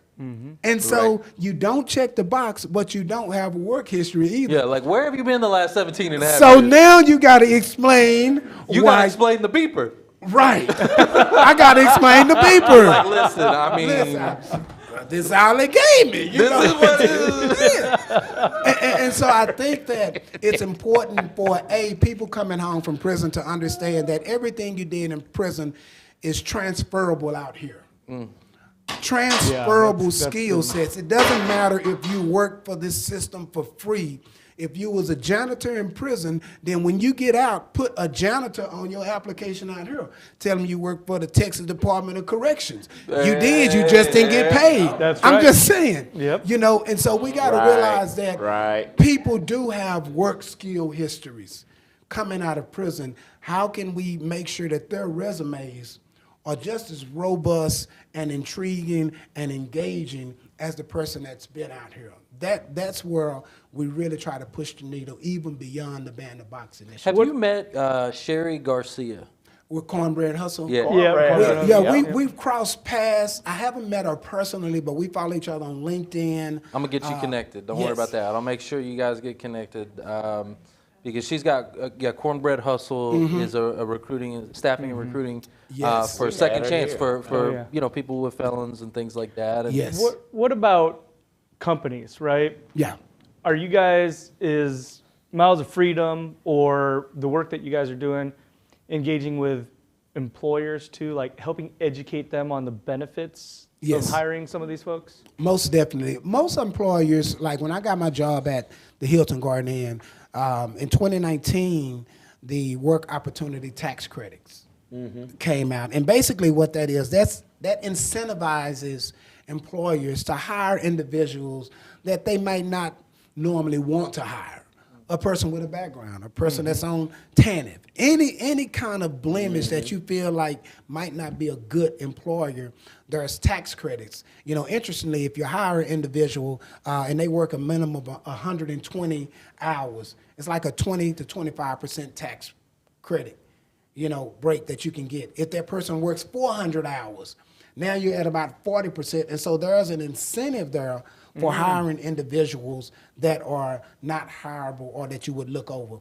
And the other thing I think that Is that federal or is that state? So it's a federal law that's passed, but you do have like states. So a lot of state companies do it. You know, Hilton Garden Inn, the hospitality is great. The warehouse is great. What we like to do is not only connect our members, and we refer to them as members because we try to change the narrative. When you're talking about people coming home from prison, I don't refer to people as ex-convicts because, you know, he that is in Christ is a new creature. Old things are passed away, behold, all things have become new. Right? And so if you're coming out and you say that you are a different person, I'm not going to refer to you from where you came from. That's right. Because that's keeping you where you was. You're not an ex. No, you're out. That's putting you back in the box. You're putting you back in the box. You are a potential employer. You're a potential employee, right? Plus you've paid your debt, right? You paid your debt. You've paid your debt. It's paid. You paid your debt. I mean, you've done this time. You think of the movie Shawshank Redemption. Oh my gosh, love that movie. One of the most context-rich films out there, and you have the man that did all the time and got out, and society had left him. Yep. I just told you about a guy that did 30 years. That stuff is like real. I did 15 years. And so when you get out, you know, we want an opportunity. Right. To show not only ourselves, but show the community, show our family that we are a better person. But, you know, a lot of times to get out and, you know, you got to go to McDonald's and that's making, you know, $8 an hour. And you know, you can barely make ends meet. Well, and on that note, so I want to ask you about that because you started a business. Right? Yes. You've got, and it's your mission. Obviously, it's ingrained. Yes. But why did you start a business? Is it because the opportunity was so lacking? Do you train? Do you talk to people about, hey, listen, you may want to just be an entrepreneur. You may want to hire yourself because, right? Yes. And that's why we did it, because of that particular gap, because of that particular space, you know. And the other thing is, I feel like even though I was wrongfully incarcerated, I think my story can open doors for other people. Absolutely, 100%. That's Richard, the whole time you were talking. Now I'm a PK, right? Yes, me too. I'm seeing God open these doors. As you were explaining your journey, I was seeing God. You were saying certain people, and I'm like, And then look now. It took some toil. Yeah. It took some time, but now, the impact. Yes. To that point, you know, when I went to prison, I got found guilty, gave me 60 years. I'm on this bunk in Loose Steric, and I asked God, I said, man, what's going on? And the only thing that came to me was the Joseph story. Now, growing up, you go to Sunday school, you hear Joseph over and over again, but it's a historical writing. It doesn't manifest right now. It's not real time until you're really in that time, right? And so, Trevor, it comes to me, but the manifestation of the Joseph story didn't appear until 2020. We were at the Park South YMCA during a distribution, and I was watching our team help the community, putting all this food in these cars, and the Joseph story came because it was 7 years of plenty and 7 years of famine. And Joseph had to be in position at the right time to be used not only for his family, but for a nation, for a community, those individuals that are returning home from prison. And so, yes, Trevor, I made this turn in my life, not knowing what a nonprofit really was, you know, but I had the resources. They gave me the money. I can go off and go to Hawaii every month or something like that, but what about the people that's still in prison? What about the people that's coming home?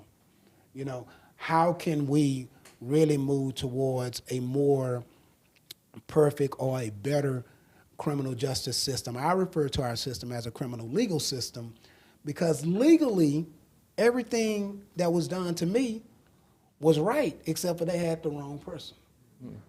A murder happened, an APB went out, a suspect was arrested, he was interrogated, they gave him an attorney, he went to jury trial, a jury heard him, found him guilty, we're legal, no, I'm innocent. So there's no justice. Right.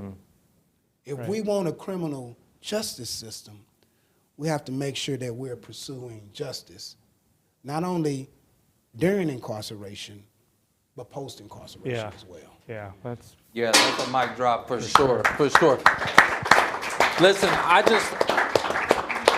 just got to tell you that, you know, one of the things that I hear, and I just see this calling and obviously purpose, right? Yeah. On your life, Yeah. and you're going to do amazing things. And I mean, you already are doing amazing things. That's right. You know, keep it up. I've got, I mean, I have a background. You know, I have a background. I'm lucky. I was a juvenile. Yes. I was crazy, stupid juvenile. Right. Right? Right. And I'm super lucky that I don't have to check that box. Yes. Because it's like, you can't see it. Yes. You feel me? Yes. But it's there. Yes. Right? Yes. And I've got family members and I got people that I know that they have an adult record. Right. And so they'll go work and they'll get that low paying job that they can get through the background check. Staying under the radar. Stay under the radar. Yeah. And they'll work hard. Yes. Super grateful. Yes. Work hard, get elevated, get promotion. And during that promotion, they do a background check. Yeah. Yeah. And so you're being elevated and then you're being fired all in the same day. All in the same time. Yeah. Right? Yes. And we find that with... how demoting is that? Like, you know what I'm saying? Yeah. I see it with my family all the time, man. And sometimes, you know, I love temp agencies. They're great. But some of them have that window where you can work temp, but that's it. If you try to be hired by us, now there's different qualifications. Mm-hmm. You know, so if I can work for you for temp, why can't I work for you? Prime example, we had one job on Cofield unit that paid people. And when they came, the going salary started at, the going wage started at like 25 cents an hour. And I think it was up to like $4. Now this is in the 2000s. This wasn't back in the 40s or 50s. This was the 2000s. But the reality is this particular company had all of these individuals working for them at that rate in prison. But when they got out, they didn't hire felons. They didn't hire people that came from prison. So you can work for these people, work for these companies in these institutions for free, or in these institutions at prorated amounts. But these same companies on this side, are you hiring double standards? Are you hiring people that have backgrounds? That's messed up, man. That's messed up. You know, but it's the reality in which we have to be in, and how do we address it? Opportunities like this. Yeah, opportunities that get the message out, like out. awareness. You know what I'm saying? That's because it. a lot of people don't think about this stuff. Right, and they don't. And had I not went through it the way I went through it, I would not have. I mean, my dad was a disabled veteran. We grew up in a time where stranger danger, and you respect the police officer, and Yes, sir. all of those Yes, sir. types of, you know. And so my dad felt like that the system was going to do us justice, and it didn't. But because of that, we're fighting for justice. I love it. Well, I mean, I love the mission that you're on. I really appreciate you being here. And I want to give the audience an opportunity to speak to you. If somebody has a question or maybe something that you'd like to comment on. All right, we got it right here. Perfect. Thank you for the grace that you have with the story and your mission. The question that I have for you is one of how do you get through the rage and the pain, right? Yeah. And I know you have faith, so that's part of it, but there's also the human side of it. So how did you do that? It was time. It really took time. I experienced every emotion under the sun, from wanting to take my own life because I felt all the value had been stripped away from me. Upset with my mom because they didn't put the house up, you know, didn't put the car up. But it gets to a point, one of my exonerated brothers always says, he says, an angry man can't fight. Oh, wow. Every day we get up, it's a fight. And you cannot fight angry. And so we choose the emotions that we rest in. Okay. Every emotion that we are in, we choose anger. We choose suicide. We choose those. And so it was just incumbent upon me to always choose the right emotions to rest in. And lastly, my mom challenged me very early on in my prison time, and she come to visit me one day, and she was like, Richard, when you look out of the window, what do you see? I'm like, what do you mean what I see? I see the guard tower, I see the barbed wire, I see the men playing on the rec yard. And she said, next time you look out the window, look up.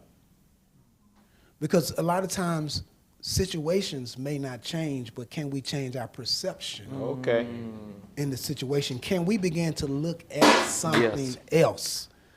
And so I began to look up.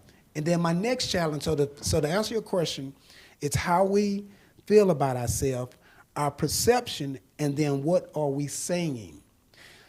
I did 11 years in prison, and I worked in the infirmary, and every morning that they would come in, they would say, good morning.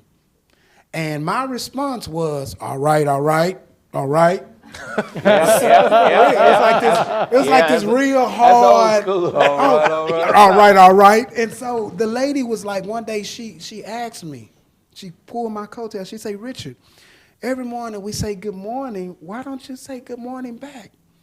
And it was the first time that I had thought, you don't say good morning in prison. When you wake up, it's just another day. You wake up, you look at your cellie, and you say, you all right? And your response is, I'm all right, I'm all right. And so the next day when they came in, she challenged me. She said, good morning, Richard. And through gritted teeth, I said, good morning. But in that articulation, I thought about the morning is good irregardless of my day.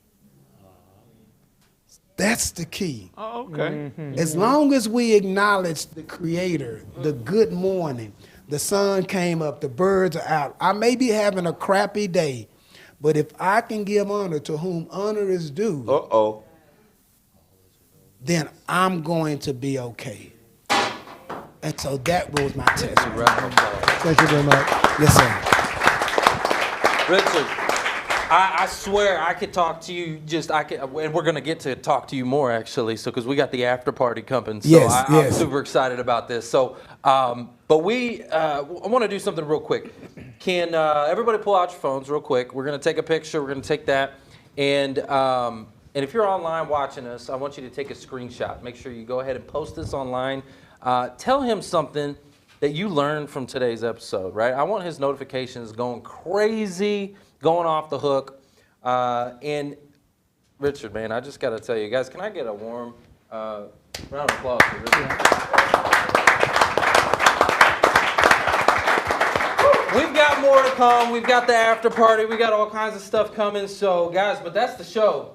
It's all about who you know. I know Richard. Trevor Houston here, and I want to thank you for tuning in to the Who You Know Job Networking Show. We hope you've been inspired, encouraged, educated, and entertained all at the same time. For information on our different events, workshops, partners, or partnership opportunities available, check out whoyouknow.show for more details. And be on the lookout for our new mobile app. You never know how this show can help someone you know. And if we've made an impact or put a smile on your face today, don't forget to hit that share button on your way out. Until next week, it's all about who you know. Bye.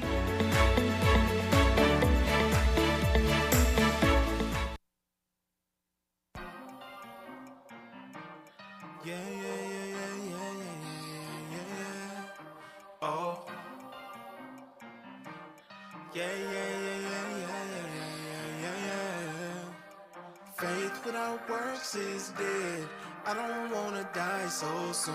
I got moves to make instead. I ain't scared, I'm prepared. Big ideas inside my head. I'm gonna make them manifest. And I'm dressed for success. I left, right.